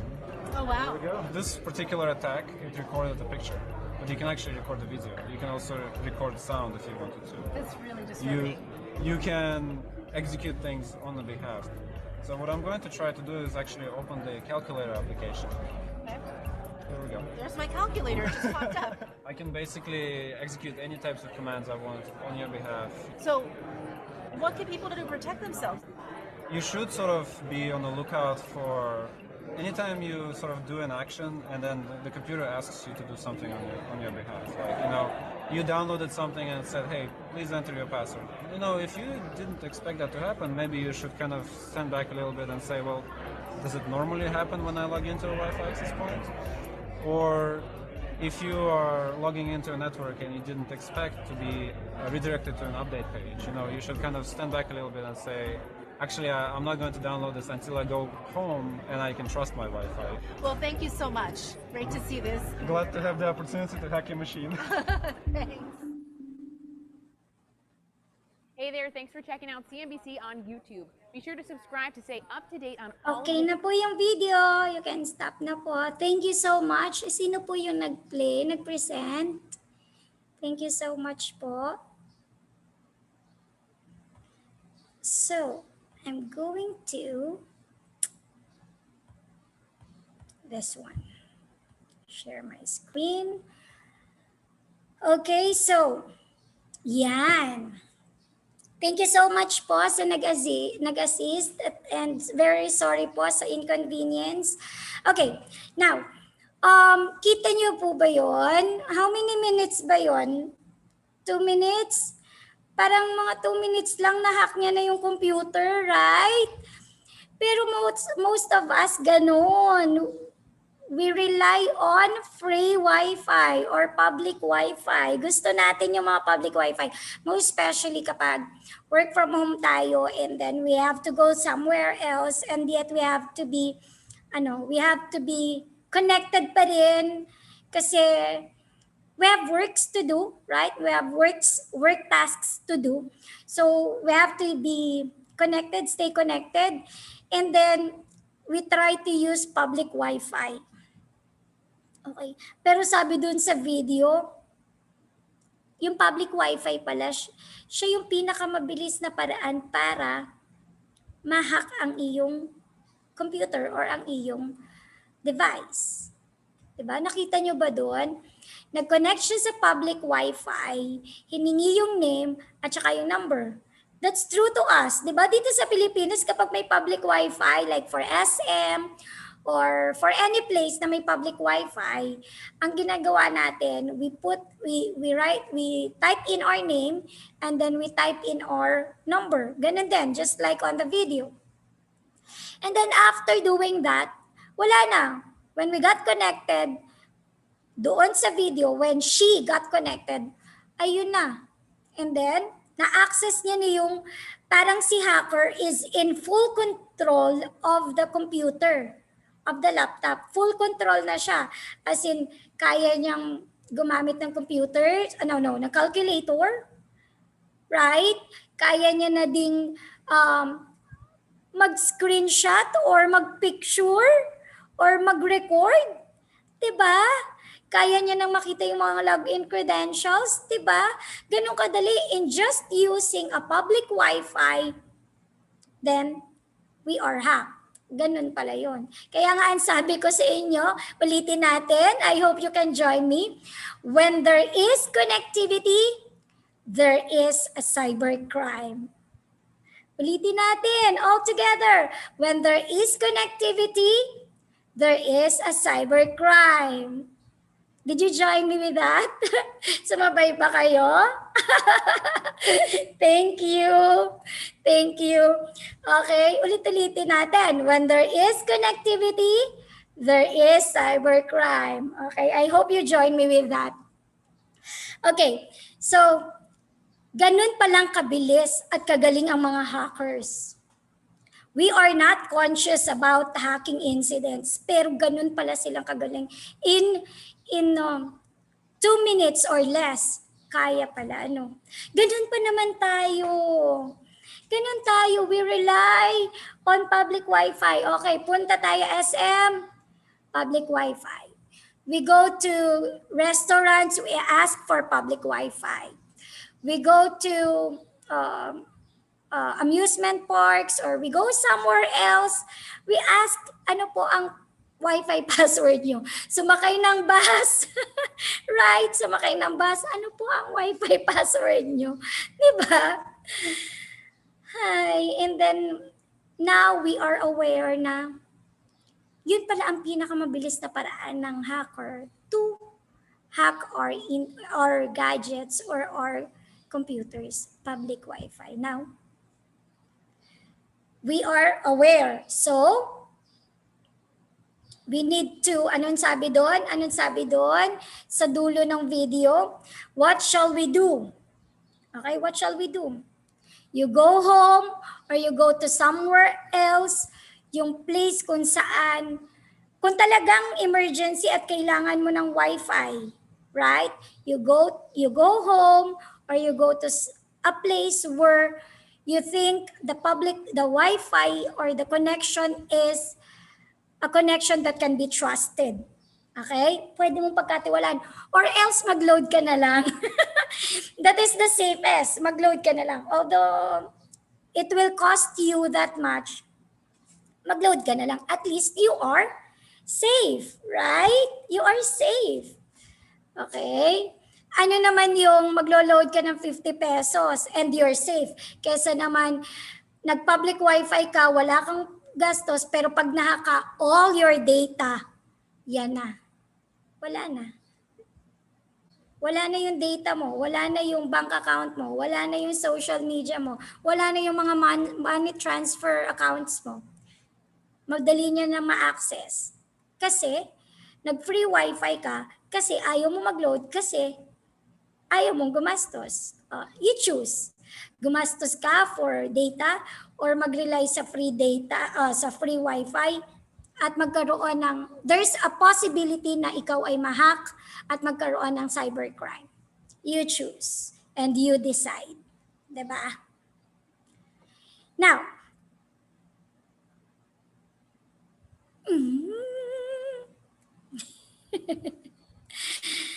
okay. Wait a minute. Okay. Ayan. Screen sharing has stopped. Okay. Let me try it again. Share. And then I want it a current slide. Okay, we're done with this. I hope you learned from the video. Okay? I hope you learned from the video. Ako din, natuto ako na mapanood ko yung video na yun. Natuto ako. And I have to beware of the public Wi-Fis na gagamitin ko. So, lesson learned, rushing and the lack of awareness make the perfect setting for a successful cyber attack or cyber crime. That is the lesson learned, rushing and the lack of awareness. It's a perfect setting for a cyber crime or cyber attack.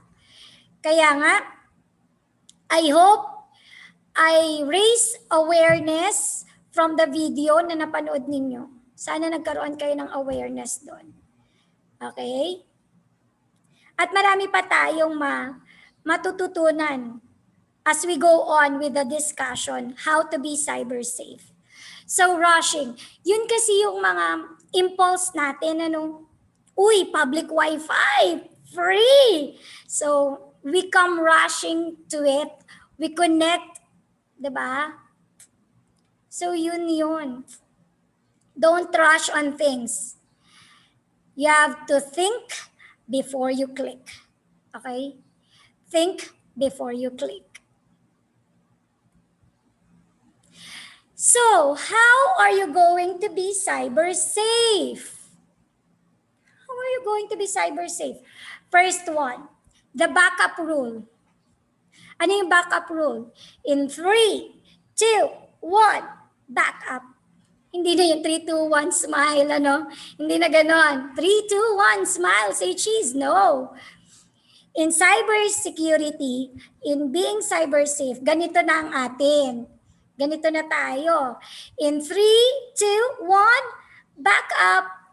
Okay? Back up rule. Bakit kailangan natin ng backup? As we all know, kapag ang ating laptops, Kasi yung life natin, parang yung buhay natin nasa work, nasa laptop na natin. Yung work life natin, even personal life, nasa laptop na natin or nasa computer na natin or nasa cellphones na natin. So, mag-backup tayo. Mag-backup tayo. I'm gonna share you an experience. Alam nyo, yung laptop nyo, gamitin na lang natin yung laptops. Yung laptops nyo, partner nyo yan eh. In your personal life, partner mo yan. Kasi nandyan nga yung mga accounts mo, personal accounts, transactions. Even nga yung accounts nyo in bank accounts, nandyan din, di ba? So personal, partner nyo yan personally. And in terms of work, kapartner nyo pa din ang laptops nyo. So, tipong kapag si laptop mo ang nawala, nag-give up sa'yo, bigla na lang namatay, nang wala, hindi mo maintindihan ng dahilan, hindi na siya mag-function, nag-give up na siya sa'yo, para yung partner mo in real life, right? Ma-heartbroken ka, yung tipong hindi ka makakatulog, kasi nga, partner mo na siya in life. You don't know where to start para lang kapag may ka-partner ka, may boyfriend, girlfriend, partner mo na siya, you considered that person a partner. At kapag siya'y bumitaw na sa'yo, or nasira siya, yung tiwala niya, or nasira yung relasyon niyo, or nawala siya, na heartbroken ka, hindi ka makatulog, di ka makakain, and you don't know how to start and to move on. Ganun, di ba? Ang sakit sa puso. Right? Ganon, in personal life, okay? Pero dito, yung sinasabi ko about your gadgets or your laptop, ganon din yun. Kapartner din natin siya in real life. Nandiyan ang personal accounts natin and work accounts and work task. Kapag siya ang bumigay, siya ang nawala, siya ang nahack, diba? Siya ang basta na lang nasira without knowing what is the reason, bigla na lang hindi mag-function just like that in one click. Oh my goodness. Heartbroken ka. Shattered, feeling shattered. Yung parang binagsak yung buong daigdig sa'yo and you don't know how to move on, tulala ka, tapos hindi mo alam kung saan ka mag-uumpisa. Bakit? You don't know how to start. Bakit? Kasi hindi ka nag-back up. Kaya ngayon, just to raise the awareness, in 3, 2, 1, back up. So meron na naman tayong mga backups ngayon na pwedeng, backup storage, di ba? Meron na tayong Google Drive sa Google accounts natin. Meron na din tayong OneDrive sa Microsoft, di ba? Meron na tayong mga ilang terabytes na mga external hard drive, diba? External drives. Meron na tayong mga flash drives. We have so many means how to back up. Ang problema lang, diba? You have to find time to back up your files para in any time na mag-give up na sa iyo ang iyong device or ang iyong computer or laptop, in case na mag-give up na siya sa relationship niyo at hindi niya na kayang mag-hold on sa inyong relationship, you know how to move on. You know where to start kasi nga may backup ka. So maraming paraan para makapag-backup. Okay? You just have to find time how to back up. Find time. Kasi yun yung wala tayo eh. Kinatatamaran natin. We are very lazy about it. Pero just to be cyber safe, you have to 3, 2, 1, back up. Okay? I hope you get it. Let's have the second one. Do secured browsing HTTPS. Okay. Pag magbabrowse tayo, gamit tayo ng HTTPS. Okay?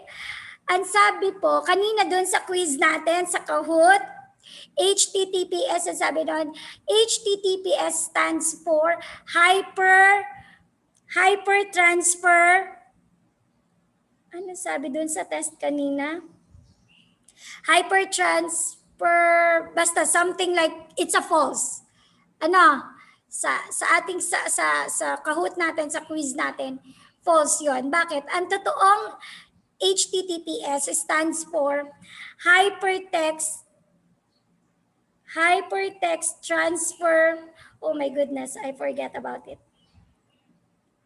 Hypertext transfer protocol secure. Yun. Okay, yun po yung HTTPS. Okay, we use HTTPS in browsing. Okay, nakikita naman natin yan. Saan natin normally nakikita ang HTTPS? Doon sa domain, yung kapag magsa-search tayo, di ba? Doon sa search, not the search engine, yung nilalagyan natin ng domain o kaya nilalagyan natin ng web address. Okay, we have to use HTTPS for secured browsing. So, ano bang benefits kapag gumagamit tayo ng HTTPS? Una, of course, the secure browsing history or secure browsing secures your data in transit. Okay? As you search yung data mo, 'di ba? Secured siya. Hindi siya nagta-transfer to what you are searching. Okay, it protects your website. It protects your website from viruses or cyber attacks. Okay? Yan. It builds trust on your website. Kapag merong, kunyari, you have your own website, gamitin mo yung HTTPS. Kasi kung yung website mo may HTTPS, ako as your client or your browser of your website, kapag may HTTPS yan, I know it is safe. Okay po? I know it is safe. Okay?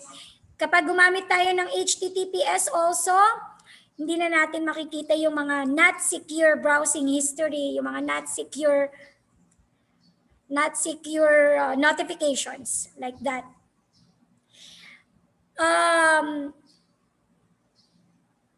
Ganun, pag may HTTPS din kayo, mas mabilis nating ma-generate yung website na hinahanap natin. Okay, so again, use HTTPS for secured browsing. Number 3, use VPN. Okay, we use VPN. Some of you, I know, alam na yung VPN. Pero for the benefits of those na hindi alam ang VPN, may I ask po ulit, Miss Charisse or Sir KJ or anyone from the DICT who can assist me. Baka kasi tayo magka-problem ulit. Paki-play po nung VPN. Yan. Video explainer. It's even possible you've used one before. But do you know what it does? Pwede po pa-repeat from the start. Thank you so much po. You heard of a VPN before. It's even possible you've used one before. But do you know what it does? A VPN stands for Virtual Private Network, which basically means it gives you privacy online. Originally, VPNs were only used in business settings where big businesses, organizations, or governments wanted to secure their data. Since people worked remotely and needed to connect online, businesses needed to create a secure connection. Otherwise, they were at risk for hacking or other loss of data. Nowadays, VPNs are used by everyone, specifically because it ensures your location stays private, your data is encrypted, and that you can surf the web anonymously. But how does it work? Let's back up for a second to understand how the internet works. When you visit a site like Facebook or Twitter, you type in the domain name. That domain is basically a nickname for the website's IP address. An IP address is just like your home address, only it consists of numbers and not street names. Since it's much easier to remember names than a string of numbers, we give websites domain names and a server translates them. Your computer has an IP address too, and so does every device browsing the internet. When you type in the website's domain name on your browser, whether you're using Chrome, Firefox, or even Internet Explorer, you send your data into the internet until it reaches a server. That server then translates the data and sends you back the website you requested. The problem is, when you send that data to the server, you're sending them your IP address and a lot of other information too. This is where hackers can intercept your information. Imagine you're sitting in a coffee shop using their public Wi-Fi on your phone and you want to check your bank account. Someone else with a laptop can easily log into the network and get a hold of your passwords, emails, and other information you might have. But if you use a VPN, they won't be able to access that. The websites you visit can also gather your information, but they tend to do it in order to study their demographic. Usually, it's not a problem, but sometimes you want to protect your identity and privacy. So how does a VPN protect my privacy? When you send information online, a VPN creates a tunnel that encrypts your information. This way, if someone gets a hold of your data, they won't be able to read it. The tunnel also makes it harder to hack in, but don't be fooled. It is still possible, just much harder to do. A VPN also adds in an extra server. We spoke about how you send data from your computer to a server, and then that server pings you back with the website. But with VPN, your data goes to their server first, and then it's sent out to the website. This extra step helps in a lot of ways. First, it can change your location. A lot of video streaming websites like Netflix and Hulu have strict content depending on your geolocation. Let's say you want to watch your favorite show on Netflix, but it's not available in your country. You send your information to one of the VPN servers in America, and then that server sends it to the Netflix website. Netflix now thinks you're in America, and you can stream your show without any problems. A VPN tricks them into thinking you're in a different location because the signal is coming from a different server. Clever, right? Changing your location can also be helpful when booking a hotel or flight. Research has shown that hotels and flight prices change depending on your location, and a VPN could potentially save you lots of money. But let's get back to your privacy. Remember how we mentioned websites sometimes collect your data? Well, many times governments can request this information and use the listed IP addresses to track your location. But with the VPN, their information only reaches the VPN server. They can't track you back to your original IP address. See how cool that is? Many VPNs also have a no logs policy, which means they don't record what sites you visit. So if the government requests a VPN provider for tracking logs, your information won't be there. VPNs are really handy when it comes to keeping your privacy safe on the web. By changing your location, encrypting your data, and ensuring your privacy, it's no wonder so many people use them these days. Now that you know what a VPN is, it's time to go get one. Click on the link to see our top VPNs or click the icon below to share this video with your friends.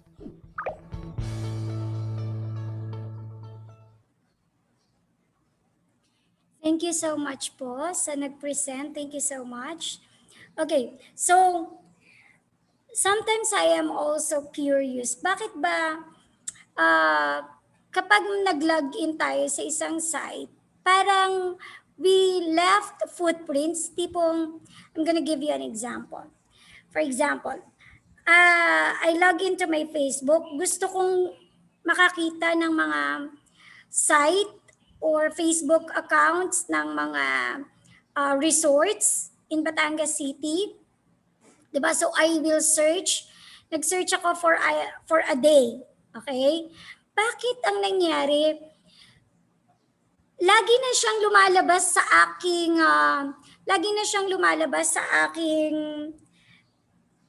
notification, or lagi na siyang lumalabas sa aking page. Diba? Parang nai-encrypt nila yung gusto kong hanapin, and then ibinibigay na nila kung ano yung kailangan ko. And sometimes di ko na naman siya kailangan. Talagang lumalabas pa rin siya sa page. Gusto mong humanap ng magandang bag. Okay? So, meron kang na-message na. So, nagsa-search ka. As you go on searching, okay, kahit nag-stop ka na, makikita mo pa rin sa page mo, kahit hindi mo nilike yung page nila, makikita mo pa rin, may mga suggested ang Facebook, para may mga suggested pa rin siyang mga site for you. Okay? Yun pala, nai-encrypt yung ating mga information.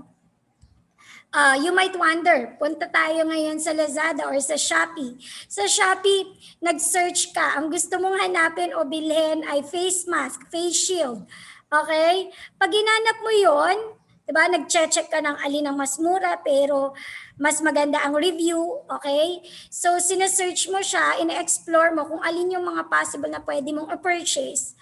Pero sa mga susunod na araw, parang merong mga lumalabas na suggested products sa'yo na related pa rin doon sa face mask at face shield. Parang nakukuha nila yung activity mo in that particular site. Oo, nakukuha nila yung activity mo at kung ano yung iniisip mo. And yun yung ibinibigay nila sa'yo. Parang kapag pumasok ka sa isang site, nagli-leave ka ng footprints. At yun yung sinusundan nila. Right? So yun pala yun. Kasi ang sabi nga doon sa video, yung IP address na kukuha natin, tsaka yung ating mga data. So maganda pala yung mayroon kang VPN. Kanina sa quiz natin, kasama yung VPN na nakalagay doon ay virtual public network. Virtual public network. Hindi pala. Yung pala ay virtual. Kaya false ang sagot. Dapat yun ay virtual private network. Ganun pala yun.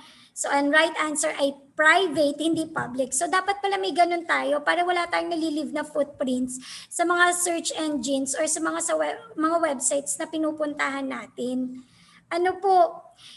Minsan nakakapagtaka talaga na monitor ni Facebook kung ano yung mga gusto mong tingnan. Kahit sa TikTok, di ba, meron yung mga For You page. Yung mga tipong yung mga interest mo and likes, ibinibigay na agad sa'yo once you open the Facebook or the TikTok rather. Yun pala yun. We leave footprints doon sa mga site na pinapasok natin, and then namomonitor nila kung ano yung mga activity na ginagawa natin on that particular site. Kaya meron silang mga suggested products or suggested videos and pictures para sa iyo. Okay, yun pala. So we can use VPNs. Ang VPNs pala ay pwedeng maging app sa cellphone. Nagtingin ako, meron naman siya sa App Store. Yan. Meron din siya na pwede nating i-download sa ating mga desktop or laptop. So, mahalaga na meron palang ganun para hindi tayo nakakapag-leave ng footprints sa mga sites. Kasi once we leave footprints sa mga site na pinapasok natin, ang tendency pala, magiging prone tayo sa cybercrime or hacking activity or phishing. Okay? Kasi meron tayong iniwan na bakas. Kasi natatransfer nga lahat ng data natin. So, we have to use VPN. So, pwede siya sa App Store. Meron siya na-download. Hindi ko lang alam kapag free na VPN. May nabibili. Pero merong free na VPN. Hindi ko alam kung ang free na VPN ay kung siya ay licensed or siya ay may limitations. Okay? May limitations. Tapos meron din na downloadable naman sa ating mga computers. Meron kasi mga website na nag-o-offer. Meron nga lang na talagang nabibili. Maybe yung mga nabibili, pag pinurchase mo siya, legit siya. Okay? So meron akong mga searches na mga VPNs like NordVPN, okay, ExpressVPN, PureVPN. Ito yung mga names ng VPN na pwede nyong hanapin for your cybersecurity or for being cyber-secured in cyberspace. Okay, meron tayong IP Vanish na VPN. Marami. You have to go to Google and search for best VPN for you para maging cyber-safe tayo. Okay? May mga gumagamit na pero let's try. Okay? Pwede naman tayong mag-try. Kahit yung free trial, tapos hanapin natin, gamitin natin siya, install natin, tapos para malaman lang natin what is the benefit of VPN in our gadgets or in our computers or laptops. Okay, so use VPN.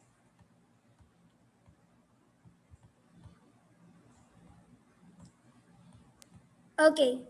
Antivirus. Yung antivirus, di ba? Yung antivirus package na siya kapag ini-install mo yung pag in-install yung inyong mga Microsoft, right? Yung mga offices ninyo, pag kinonfigure or sinet up yung inyong laptops, meron na tayo talagang kasama sa package na antivirus. Yun nga lang, normally, nanineglect natin yung time wherein we scan our computers or our cell phones using our antivirus. Ang naiisip natin kasi lagi, safe tayo. Pero hindi pala, dapat we use our antivirus. i-facilitate natin, gamitin natin yung antivirus na naka-install sa ating mga laptops, computers, or gadgets. Gamitin natin siya kasi pwedeng sabihin natin that we are secured. Pero, again, ulitin natin yung ating motto today, where when there is connectivity, there is a cybercrime. Ulitin natin, you join me? When there is connectivity, there is cybercrime. So para ma-avoid natin ang cybercrime, phishing, hacking, or virus, gamitin natin ang antivirus natin, i-facilitate natin, i-consume natin siya. Like for example, i-update naman natin. Kahit yung mga firewalls, i-update naman natin yung mga antivirus na yan. Lagi kasi ang naiisip natin, okay, we are very busy, right? We are very busy working. We don't have time to update. Tapos may magpa-pop up that you have to update your system or you have to update your computer or you have to update your antivirus. Anong lagi natin kiniklik? Not okay, not restart, but remind me later. Right? Lagi tayong ganun, remind me later. Tapos lalabas ulit siya kasi there is the urgency na ikaw ay mag-update pero ang ikiklik ulit natin, remind me later. Remind me later. Kasi we are busy using our laptops, our computers, but we are not taking care of it. Ganun naman talaga yung mga bagay, ano. Kapag ginagamit natin at lagi natin ginagamit, we neglect how to take care of it. Malalaman na lang natin yung negligence natin kapag wala na, sira na. Nandun tayo sa sana. Sana ganito ang ginawa ko, sana naging cybersafe ako, sana gumamit akong antivirus, sana in-update ko, 'di ba? Marami tayong sana. So, let's not go to that point where we will say sana. Okay? Yung regrets, yung nasa huli ang pagsisisi. Of course, nasa huli ang pagsisisi. Right? Lagi nasa huli. Wala ka pa namang pagsisisihan sa unahan. Okay? So, we have to avoid regrets. Okay? So, just to raise awareness, please, kapag nakita nyo nag-pop up yung notification that you have to update your computer, you have to update your antivirus, and the likes, don't click remind me later. Okay? Ibig sabihin, there is urgency, inyo na pong i-update. Okay? At inyo pong i-facilitate, gamitin ang mga antivirus ninyo. Not only kapag merong ipinasok na flash drive, yun lang, that time lang kayo gagamit ng antivirus. No. You have to scan. From time to time, scan your computer. Safe pa ba siya? Alagaan natin. Kasi this is our partner in life. We are dependent sa ating gadgets at sa ating mga laptops. Partner natin yan. So, kailangan yung partner, inaalagaan. Tama? Tama ba ako doon? Alagaan natin ang mga partners natin. In real life or yung ating mga work-related partners. Okay? Like laptops, gadgets, and computers. Okay? Firewalls. Okay? Firewall is a security device. Okay? It can be a security hardware or software that can help protect your network by filtering the traffic and blocking outsiders from gaining unauthorized access to your private data or on your computer. Okay? So it can be hardware or software. Okay? Not only does firewall block unwanted traffic, okay, it can also help block malicious software like viruses, malware, okay, from infecting your computers. So, ganun ka-importante ang firewalls. So, firewalls can provide different levels of protection, okay? So, the key is to determine how much protection you need. Okay? Ang firewall, para siyang gatekeeper. Okay? Siya ang gatekeeper. Siya yung nagfi-filter ng kung sino ang papasok at yung magiging traffic sa inyong computers. Okay, yun yung firewalls. And of course, ito, madali lang gawin to. Use strong password. Use strong passwords. Pero kasi, paano ba natin masasabi na strong ang password? Pag birthday mo ba yan? Pag pangalan ng asawa mo, ng GF mo, strong password ba yan? Or kapag pangalan niya ng anak mo or a family member, kapag pangalan mo or nickname mo, 'di ba? How are you going to say na strong ang password mo? Laging ang sabi diyan, your password is strong kapag may combination niya ng letters, numbers, and special symbols. Again, strong ang password mo kapag meron niyang combination ng numbers, letters, either caps or small caps, caps lock or not, yung small letters or big letters, and special symbols. Special symbols like dot or at or ano yon, colon, mga special symbols. Alam kong alam niyo na po yan. Or underscore, di ba? Yan yung mga madalas natin ginagamit just to form a strong password. Ang sabi po, we have to change our password from time to time. And we should not use one password for all your accounts. Mapa, social media accounts man yan, money transfer account, bank accounts, ATM accounts, and so on and so forth. Dapat daw we have to set strong different passwords in our various accounts. Why? In that way, hindi madali ang magiging hacking. It's cybersafe. Hindi yung tipong kapag na-hack ang isang account mo, ma-hack na lahat ng accounts and login credentials nyo. Kasi nga, isang password lang ginamit mo. At si hacker na figure out na isang password lang ginamit mo from all your accounts in any devices or in any forms. So na-hack niya na everything about you. Ano? Your personal life and your financial state, okay? So na-hack niya na kasi you are using one password lang for all. Dapat pala hindi ganun. Dapat you have to use different strong, I'm going to emphasize, different strong password in your various accounts. Okay, in that way, mahihirapan si hacker na i-figure out, ma-hack niya man ang isang account mo, never doon sa iba pa. Okay? At sabi, you have to change it from time to time. Pero ako personally, that will be hard for me. I know most of you ganun din.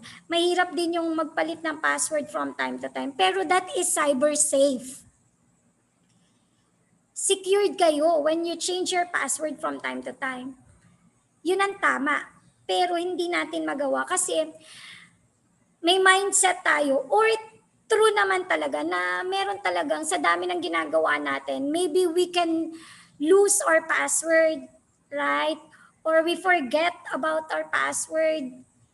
Yun, di ba? So, the fear of forgetting or losing the password, yun yung reason kung bakit hindi tayo mag-change ng password from time to time.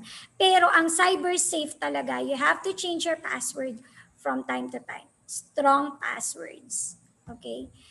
So, kung kaya natin na mag-keep ng data ng ating mga passwords, kung nag-change man tayo ng passwords, you keep your data or your password in one trusted, wag na rin sa cellphone, baka mawala si cellphone, wala na rin, wala na rin yung password mo. So, you have to write or to keep your password in one trusted notebook or that you can keep in one trusted area. Laging nandun yung trusted. Okay? Laging nandun yung trusted para tayo ay maging cyber safe. The next one is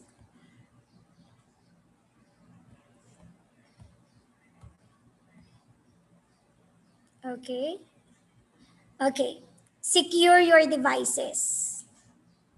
Secure your devices. Be careful of what you plug into your devices. Tama yan. Be careful on what you plug in. Even sa charger, pwede na nga tayong ma-hack. May napanood akong video. Sa charger, nilalagay yung hacking device. May mga tools na kasi for hacking. Okay, may mga devices na for hacking. So, even yun sa charger, kung meron naman tayong charger, we use our own charger. Don't forget our charger. Don't forget our data cable. Huwag tayong manghiram or don't rely dun sa mga paid charging port. Like in 7-Eleven, may mga paid charging port sila doon kung saan pwede kang mag-charge. Hanggat maaari, don't use that. Kung meron tayong mga power bank, para malimit natin yung pagiging dead battery ng ating mga devices, yun ang gamitin natin. Kasi meron talaga, napanood na ako na may mga tools na ang mga hackers na pwedeng ilagay para ma-hack ang devices ninyo, even using the charging ports. Okay? Kahit nga yung sa mga ATM machines, right? Nasa tabi na tayo ng yung online hacking. Hindi na kailangan tayong tutukan ng baril, tutukan ng kutsilyo para lang manakawan tayo. Tama? Hindi na kailangan ng physical contact para manakawan tayo. Sa mga ATM machines, right? Pwede na din tayong manakawan. Tama? Meron ng mga device na inilalagay ang mga hackers para mapasok yung ating mga accounts. Okay? So, yung ating mga flash drive, yung mga external disk na isinasaksak sa computer, hanggat maaari, wag nang gumamit nun sa ating workplace. Diba? Hindi na naman natin ginagamit yon, if I'm not mistaken. Hindi na uso sa workplace natin ang flash drive. Why? Kasi meron na tayong means of transferring the files or the data. Nandiyan si Facebook, si Messenger particularly. Pwede tayo kay Messenger. Pwede nating i-email. Pwede nating i-share using the Google Drive or OneDrive ng Microsoft. Maraming ways and means para makapag-transfer ng files without using anything on your computer, without inserting anything on your computer. So wag na natin hayaan natin ang computer natin ay clean from external ports. Okay? Yan. Don't mindlessly install third-party apps directly from the internet. Yung kagaya nga nung ginawa ko. Kung meron tayong i-convert, kunyari, we want to convert YouTube to MP3 or MP4, YouTube video to MP3 or MP4, and you want to download it to your computer kasi kailangan mo siya. Wag na tayo mag-install ng mga third-party apps. Okay, mag-install pa tayo ng YouTube downloader. Pwede na natin siyang gawin online. Online YouTube downloader. Pwede na yon. Kasi yung mga applications, third-party apps na dinadownload natin, most probably, yan yung may mga kasamang viruses or malwares. Okay? So just to be cybersafe, mag-online na lang tayo. We want to convert it online. Gusto mong i-convert yung PDF into document or Word, online na din lang. Okay? Limit your installing or installation. Limit it. Okay? We can do things online. Don't forget to patch your operating system. Ayun, kung may makikita ka na ng mga problema like may nakita ka na ng virus sa computer mo, hindi mo pa siya ipapatch or hindi mo pa siya gagamutin, wag mong hintayin. Rather, don't wait for it to spread on your computer and block your computer or ruin your system. Wag na nating hintayin. Once na nakita mo siya, right then and there, dapat doon pa lang, gamutin na natin, i-patch na natin yung computer system natin. Gamitin na natin ang antivirus natin. Kapag nararamdam mo na there's something wrong with your computer, there's something wrong with your cell phone, there's something wrong with your device, there's something wrong with your account, okay? There's something wrong with your login credentials, i-patch mo na yan. Gawan mo na agad ng paraan. Don't just neglect it or iaano mo lang siya, ipapawalang bahala, okay? Katulad ng sa Google. Yung Google kapag nagkakaproblema, for example, nag-login ka to other device na hindi recognized ni Google, nag-i-email siya sa'yo na may activity kang ginawa using other device na hindi kilala, hindi registered sa Google account mo. So, don't be mindless about it. I-check mo, ano yun? Baka nga merong nag-login sa account mo na hindi naman ikaw. Okay? So, yun lang. Okay? Patch your operating system. Patch your device or your computers and laptops. Okay? Right there and then. Be mindful in connecting to free public Wi-Fi. Yan na yung example natin kanina. Be mindful. Okay? Kung hindi naman natin trusted yung Wi-Fi, wag na tayo mag-connect. Don't rush on things. Think before you click. Kung public Wi-Fi yan, it's better to load, gumastos ka, mag-load ka para magka-data ka. Or use public Wi-Fi, kagaya ng sabi ko, use public Wi-Fi and have the risk of being hacked or have the risk na meron kang possibility na magkaroon ng cybercrime attack. Okay? So, you decide. It's your choice. Okay? Secure your online accounts. Secure your online accounts. Meron dyang, anong tawag dito? Multiple, kanina yung sabi natin, multiple authorization.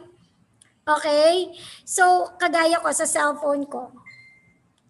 Yung authorization ko doon, hindi lang isa. Para, if I will lose my cellphone, hindi lang fingerprint ang kailangan. Kailangan ng face recognition at kailangan din ng password.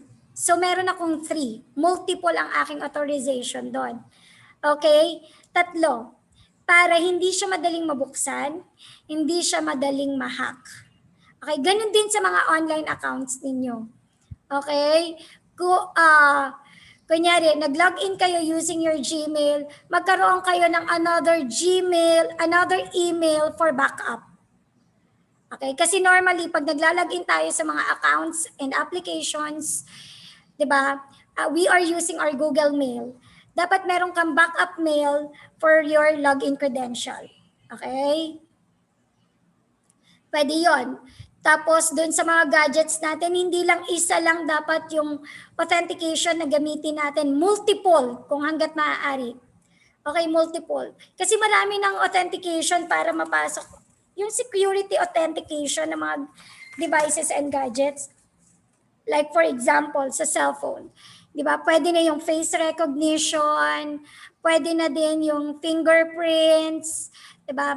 Pwede na rin yung pattern, pwede na rin yung keywords, diba? Marami, multiple ang ating mga authorization na pwedeng gamitin. So I suggest lagi tayong gagamit ng 2 or more authentication para safe tayo in cyberspace. Okay? Only add people you know. Ito yun. Sa Facebook natin, di ba? Bakit ba ganun? Parang networking. ano ba yun? Pagdami ng followers sa social media account, pagdami ng mga friends sa social media accounts, pagsikat ba yun? Kasi ako personally, ilan lang ba ang... Wala akong Twitter. Wala akong Twitter. Ano pa bang yung social media? Basta sa social media, ang meron lang ako ay Facebook. At very limited lang yung nandun. Parang ang friends ko lang doon, pang nasa 400 lang. I limit in adding people in my Facebook account. Why? Kasi parang I don't feel like adding people na kakilala ng kakilala ko, ng kakilala ng kakilala ng kakilala ng kakilala. No. Or friend ng friend ko na friend ng friend ng friend. Diba? Napakalayo na nung network niya sa akin kung tutuusin. So I don't feel like adding them. Parang I don't have connection with them na. So there's no need for me to add them.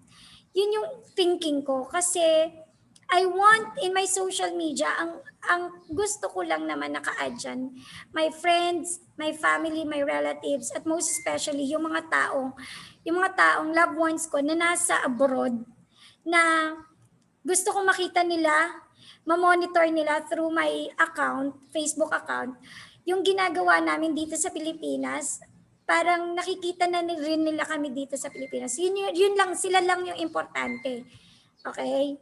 Sila lang yung importante. So, you limit the people you add in your social media accounts. Kasi, pag dami ng ini-add mo sa social media na napakalayo na ng network or connection to you, pagiging prone mo sa mga hackers. Okay? Yun yung nagiging dahilan para maging prone ka sa hackers. Kasi, these people na you are not directly related to, kaibigan ng kaibigan mo, na kaibigan ng kaibigan, na pinsan ng kaibigan mo. Diba? Ang layo na. At kilala mo na lang siya sa name at sa picture sa Facebook, right? Yun yung mas nagiging prone ka sa cyber attack or hacking. Kasi nakikita nila directly yung account mo and pwede nilang makuha yung identity mo, magkaroon ng identity theft, or ma-hack nila yung account mo. Just like what happened to my co-teacher, na-hack yung account niya. And then, that's it. Yung data mo, wala na. Diba? Yung personal life mo, wala. Nalabas na siya, lumabas na siya. It's not private anymore. Okay? So, don't do ATMs. Kasama to sa quiz natin kanina. Hello everyone, are you still there?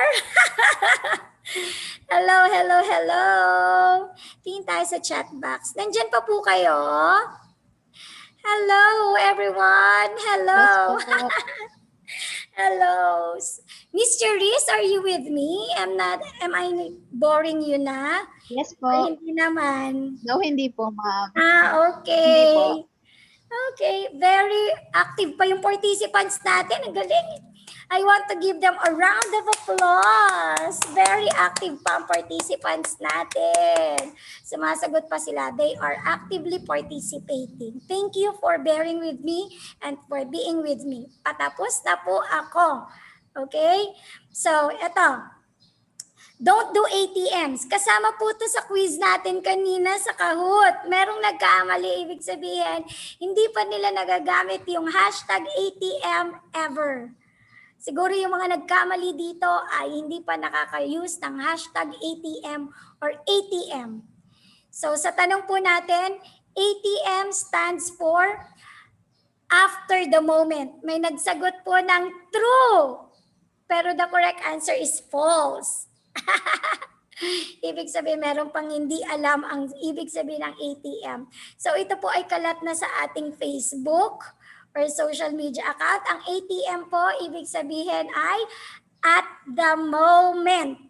At the moment. At that very moment. What is happening to you at that very moment?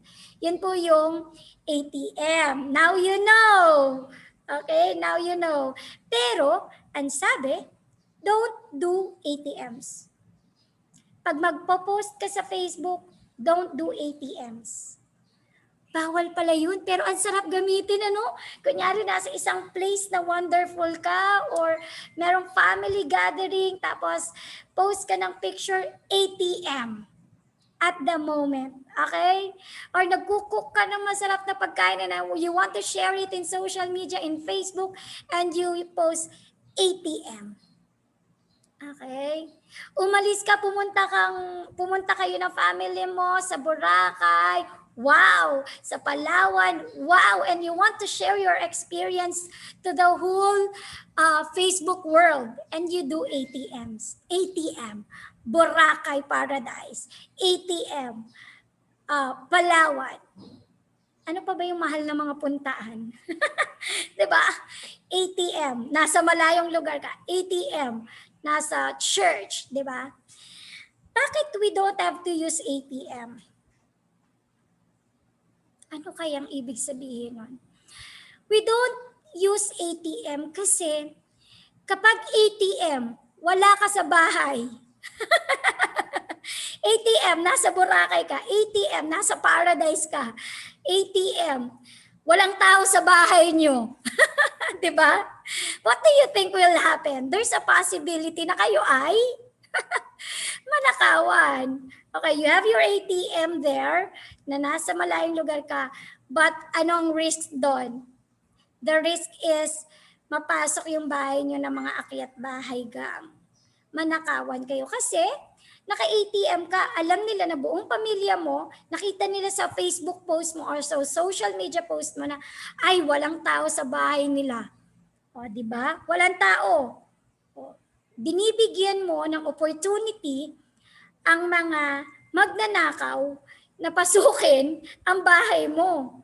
Kasi nga, pinost mo siya sa social media na wala ka sa bahay mo kasi at the moment, wala ka sa bahay mo at nakita yun ng masasamang loob. So, we rather do ATMs na ang ibig sabihin ay after the moment. Okay? Pwede pa din namang #ATM or ATM. Pero it doesn't mean at the moment. For you, it will mean after the moment. So after mo makagaling sa labas or after mong mag-enjoy sa labas, after nun, pag nakauwi ka na, you post. Kasi hindi naman natin maiwasan, di ba? Kasi we enjoy the moment. So since we enjoy the moment, we want to share it to the Facebook world. There's no problem with that. Pero let's choose after the moment. ATM pa din naman, but after the moment. Nasa bahay ka na, you are connected with your trusted network already. Hindi na free public wifi. Yung network mo na mismo ang iyong ginagamit. At nasa bahay ka na, very safe. Okay pa? So, ATM pa din naman. Okay. Privacy and decency. So, we can use private settings po sa ating mga social accounts. Ako, in my Facebook, lagi akong Facebook kasi wala po akong Twitter account or ano pa ba mga social account. Instagram, wala po akong ganon. Doon lang ako talaga sa Facebook. So, based on my experience po sa Facebook po, hindi ako, ginamit ko yung privacy setting ko like, nafi-filter ko kung sino yung nagtatag sa akin, yung tagging activity. Hindi basta tinag sa akin, sa name ko, automatic mag-a-appear na agad siya sa aking wall. Hindi po. Ginamit ko yung privacy setting wherein mag-a-appear muna sa notification ko na tinag ako nito, ni Juan de la Cruz, at marireview ko kung ano yung tinag niya. Maganda ba ako dun sa tinag niyang picture? Diba? Maganda ba ako dun sa tinag niyang picture? Or something like those. Decente ba tong information? O fake news ba to or verified ba tong itinag na information sa akin? Okay? Nare-review ko kung ano yung mag-a-appear sa aking wall. Okay po? So yun. And the decency. Yung posting natin, we have to be decent. Like, for us, we are professionals. We have to be decent in posting something on our walls, okay? On our social media account. Decency, alam ko pong alam natin ito. How we are going to be decent in posting. Of course, sa news, we should not be the one to spread the fake news. We have to validate first before we spread.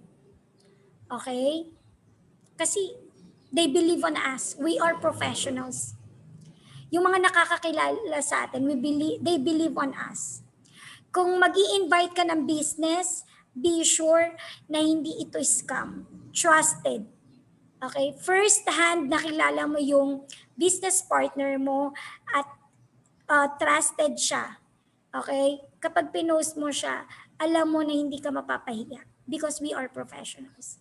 Even yung mga simpleng post natin, hindi yung tipong natapilo ka, you post. Nangati ang buhok mo, you post. 'Di ba?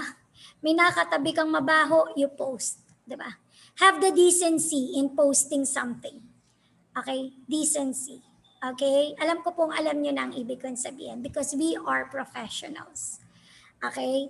Kasi not everybody, yun nga, kung hindi nakalimit yung mga tao sa social accounts mo, hindi nakalimit at napakalawak na ng network mo, okay? Hindi lahat ng tao kilala ka.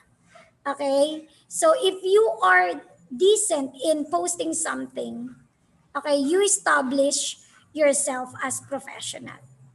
Okay po? And then you have to be aware. Okay? You have to be aware and you have to have yung awareness. Ito, katulad nito, I am raising awareness on how you going to be safe in how you are going to be cyber safe in cyberspace. Okay? Kasi nga, join me, when there is connectivity, there is cybercrime. So I am raising awareness how to be cyber safe in cyberspace. So you have to be aware. Sana itong ating rollout na to o webinar na to, nakapag-raise po ako ng awareness sa inyo. And attitude of distrust. Okay, what about that? Hindi naman yung tipong napapraning ka, paranoid ka na all the people that you know, nagagamit ng account mo or ng computer mo or ng cellphone mo, napapraning ka that they will hack you. Not necessarily that way, but you have to have this attitude of distrust kasi even your closest friend pwedeng pumasok sa account mo without you knowing it. Kasi pinagkakatiwalaan mo siya ng laptop mo. 'Di ba? Pinagkatiwalaan mo siya ng cellphone mo. Makiki-text, makiki-email, makiki-chat, or something like those. 'Di ba? Pinagkatiwalaan mo siya. Pero not knowing na pinapasok niya na. Out of curiosity ni friend, pinasok niya yung account mo. 'Di ba? Have that attitude of distrust. Bago mo ipahiram yung account mo, yung cellphone mo, yung laptop mo, mag-login ka muna. Kasi meron tayong experience. Meron akong kaibigan na gano'n nangyari. Yung closest friend niya mismo ang naglaglag sa kanya, ang nag-backfight sa kanya. Ini-screenshots yung mga messages niya, yung mga conversations niya with other friends, and then ikinalat. Okay? So, close niya yon. So, yun sinasabi ko. Have the attitude of distrust. To be cyber safe, bago mo ipahiram ang gadgets mo, laptops mo, computers, iyo munang i-log out lahat ng iyong login accounts. Okay? I-log out mo muna lahat. Okay? The attitude of distrust. It doesn't mean na talagang ihahakan nila, pero just to be safe. Okay? Be safe. Okay? And then, you have to report and ask for authorities. Kapag nangyari na yung mga cyber crimes, hacking, okay? Nangyari na yung mga bagay na yung scams na yan, wag na natin ipagpawalang bahala. We seek help. Okay? Humanap tayo ng tulong. And, eto, matutulungan tayo ng DICT Cybersecurity Bureau. Ano ba yung mga advocacies ng Cybersecurity Bureau? Nasa Facebook din po sila. Okay? Pwede po kayong hanapin ninyo DICT Cybersecurity Bureau. Talagang ang kanila pong FB page ay for assisting or helping people regarding cyber crimes or hacking incidents. So, pwede po kayong lumapit sa kanila just by looking for their FB page and then mag-message po kayo sa kanila. Talaga po matutulungan nila kayo. Kasi ano ang advocacies nila? To increase awareness on how to be cyber safe, promote cyber security, and dapat po pala sa atin pong mga establishments or company, meron tayong CERT. Okay? Yung Cyber Security Emergency Response Team. Meron tayong mabuong ganon. Or meron tayong IT that will respond to that will respond to our cybercrime related incidents. Dapat meron po pala tayong ganun sa ating organization or sa ating company. Even ang DICT po, let's thank them kasi sila talaga po ay nagre-raise ng awareness. Kaya po ako nandito sa harapan nyo virtually because they want me to raise the awareness of how to be cyber safe. Okay po? So, that ends my discussion and my presentation. I hope nagkaroon po kayo ng proper awareness regarding cybersecurity. And I hope tayo pong lahat ay natuto today. Thank you so much, everyone. Okay, let me end my slide with this. Ayun. Thank you so much for bearing with me and for being with me for the whole 3 hours. Thank you so much.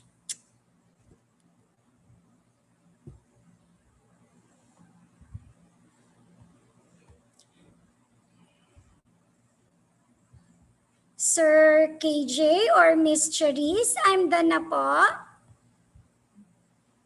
Ayan.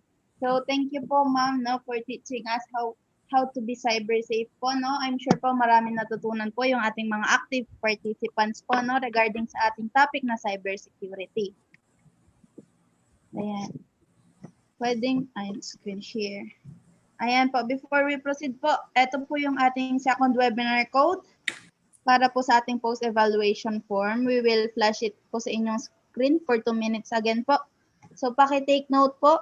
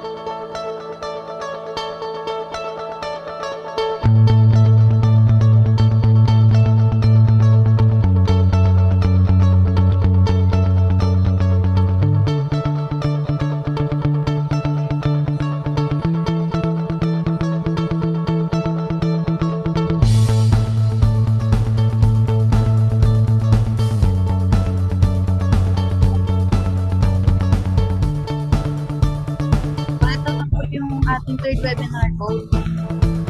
At take note na rin po.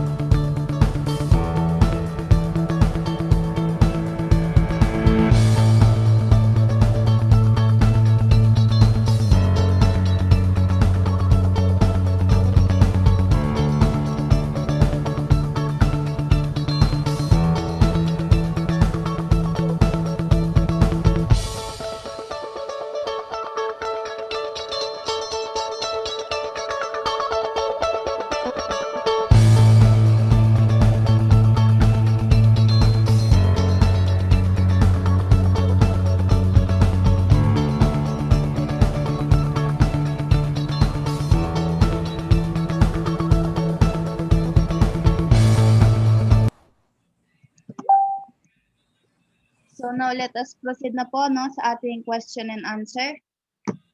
Miss Charisse, they are Yes, asking for the fourth code daw po. yes po, after po, in a while po, ipa-flash din po sa screen. Okay, okay po, okay po. So, ayan po. The floor is open na po sa ating question and answers. If may tanong po kayo, babasahin ko po, ma'am, and then anyayahan ko po kayong sumagot. If may tanong po sa ating participant. Yes po, kung meron po tayong participants who wants to answer din po, pwede din po mag-input ng mga collaboration po para collaborated po ang ating mga learnings today. Ayan. Kanina po pala, ma'am, meron po nagtanong sa Zoom participant po, si Mr. Rafael Jr. Candelaria. Sabi po niya, ma'am, some of websites, wala pong HTTP lang po. Okay pa rin po ba yon? Opo, HTTP din po yun. Opo, Ayan. opo. So, ito po next question from Mr. John Linawan. My question is tips on using VPN while gaming po. Ang VPN po, siguro po, kailangan natin mag-download muna ng app para po makikita natin doon kung paano siya gagamitin. For you to explore po, pwede natin tingnan muna sa YouTube kung paano gamitin yung app na na-download natin sa VPN. Ano po, kung paano natin ipa-facilitate. Lahat naman nakikita na po natin sa YouTube. So pwede muna po tayo mag-search sa Google kung ano po yung mga best VPN sa atin, and then we can choose kung siya ay free, okay naman po, pero mostly po siya ay may bayad, and then we can deepen our understanding po regarding VPN. Sa pagse-search muna natin sa Google or sa YouTube. Okay po. So, ito po, meron pa po tayong tanong from City of Miss Malolos. Charisse, Yes po. for a minute. Okay po.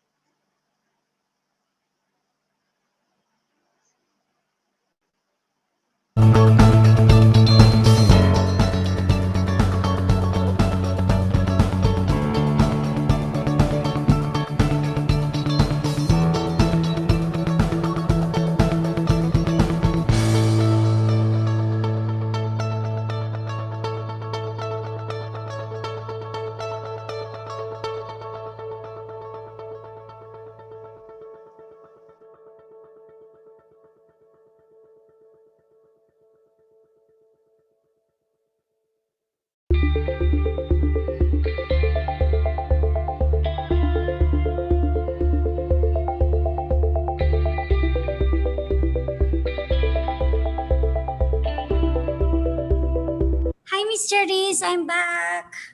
Hi, ayan po. Ma, may last na lang pong tanong kasi konti na lang po yung time. Ayan. Sabi po, kapag po ba may VPN, di na ma-hack yung wifi mo? Siguro po kung ang VPN natin yung purchase and license. Kasi yung mga free na VPN po, may limitations siya. Pero sabi ko nga po, siguro malilimit lang yung hacking activity, pero as days go by, alam naman natin na gumagaling din yung mga hackers.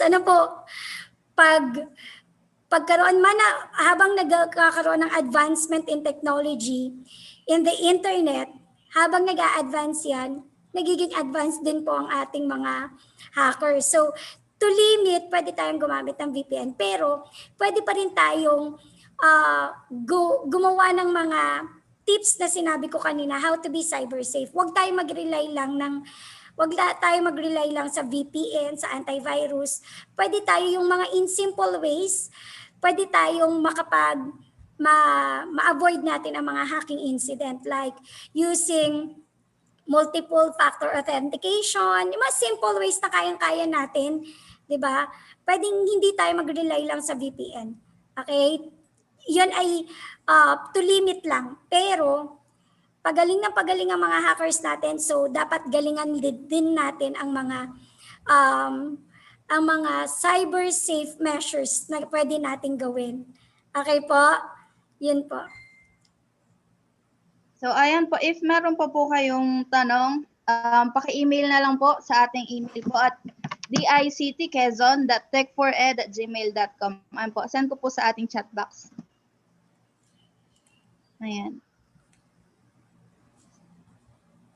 Yan, for closing remarks na po, no? Let us welcome po our OIC, Engineer Mario Antonio V. Ayaay po. Good day to our moderator for the lively introduction. Good day to all of you who joined this webinar via Zoom meeting and watch via YouTube Live. As we bring our Tech4ED webinar to a close, we once again thank you for allowing us to be here this day and hope that this activity has given you a much clearer understanding of being a responsible citizen in using ICT in your daily lives. This is in response and support of the department's initiative to continue addressing a society without digital limits despite this pandemic. We hope that you have gained something in our duly conducted webinar, which is entitled Focus on What Matters to You, Be Responsible, Be Cyber Safe. And before I forget, in behalf of our Regional Director, Rinaldo TC, let me thank our resource person, Ms. Joy L. Torrio, for sharing her knowledge. And to my Quezon team, headed by Mr. KJ Marquez, and to the members, Ms. Cherise Narciso, Mr. Kevin Jinko, Mr. Enric Quiason, which without them, this training wouldn't be possible. We hope to see you again next week for our upcoming webinar, and have a good day, stay safe, and God bless. Good day.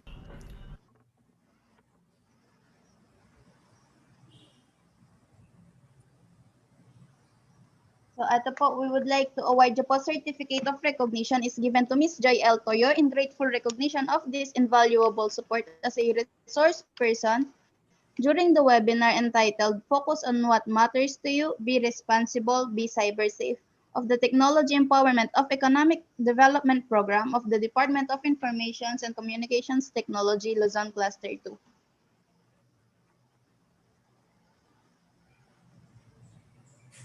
Next na. Next, please.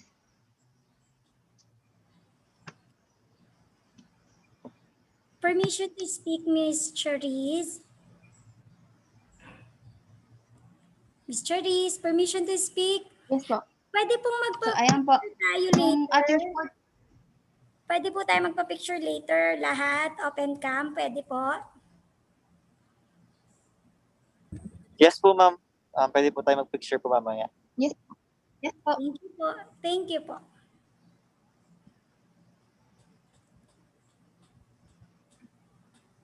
Ayan. So, ito po yung ating fourth webinar code po. Paki-take down notes na rin po.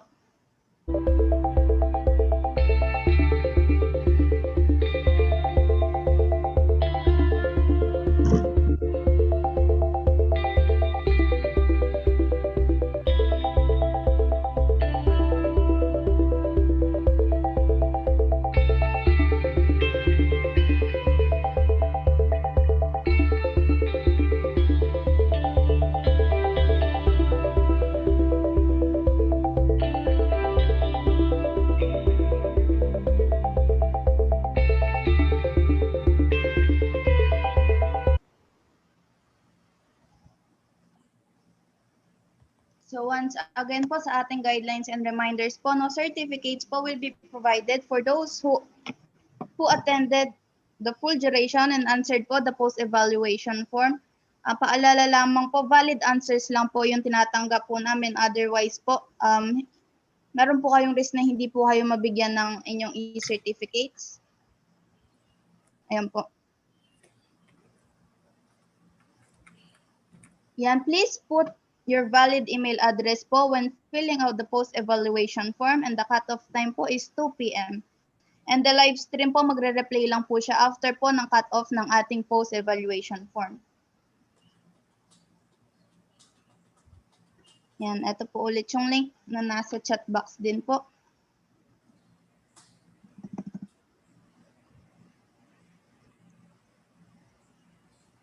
Yan, follow us on Facebook din po, Department of Information and Communications Technology, DICT, at DICT.gov.ph. Department of Information and Communications Technology, Luzon Cluster 2 at DICT.LC2. And DICT Quezon at DICT.Quezon.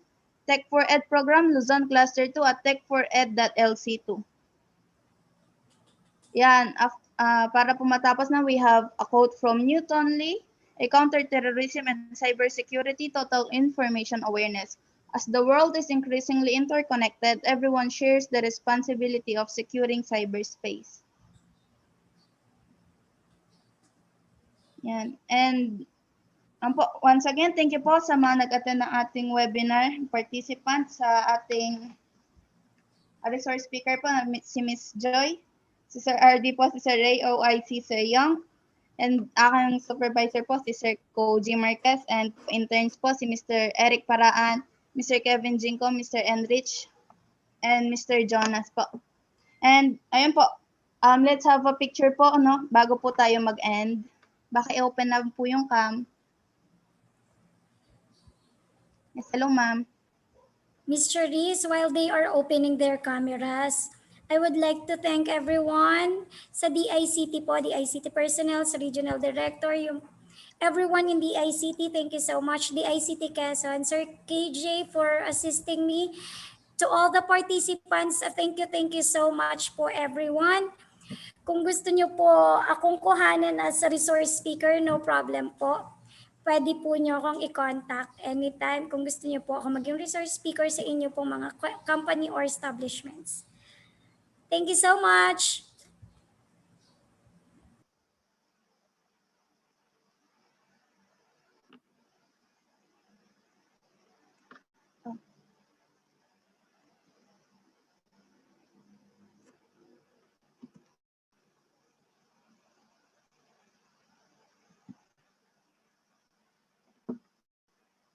So, ayan po, no? So, okay na po ba lahat? And 1, 2, 3, smile po sa first part. Ayan, wait lang po.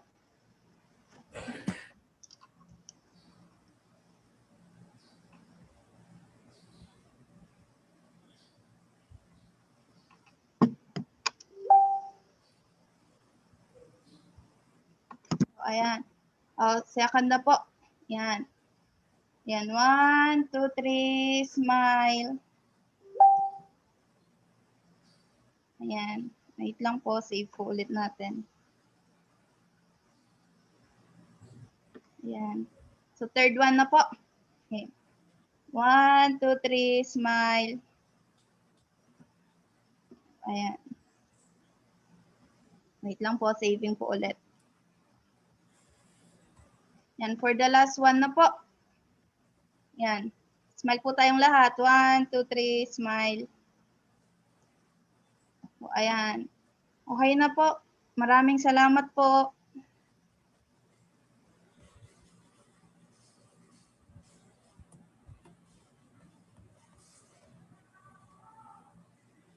Goodbye, everyone. Goodbye.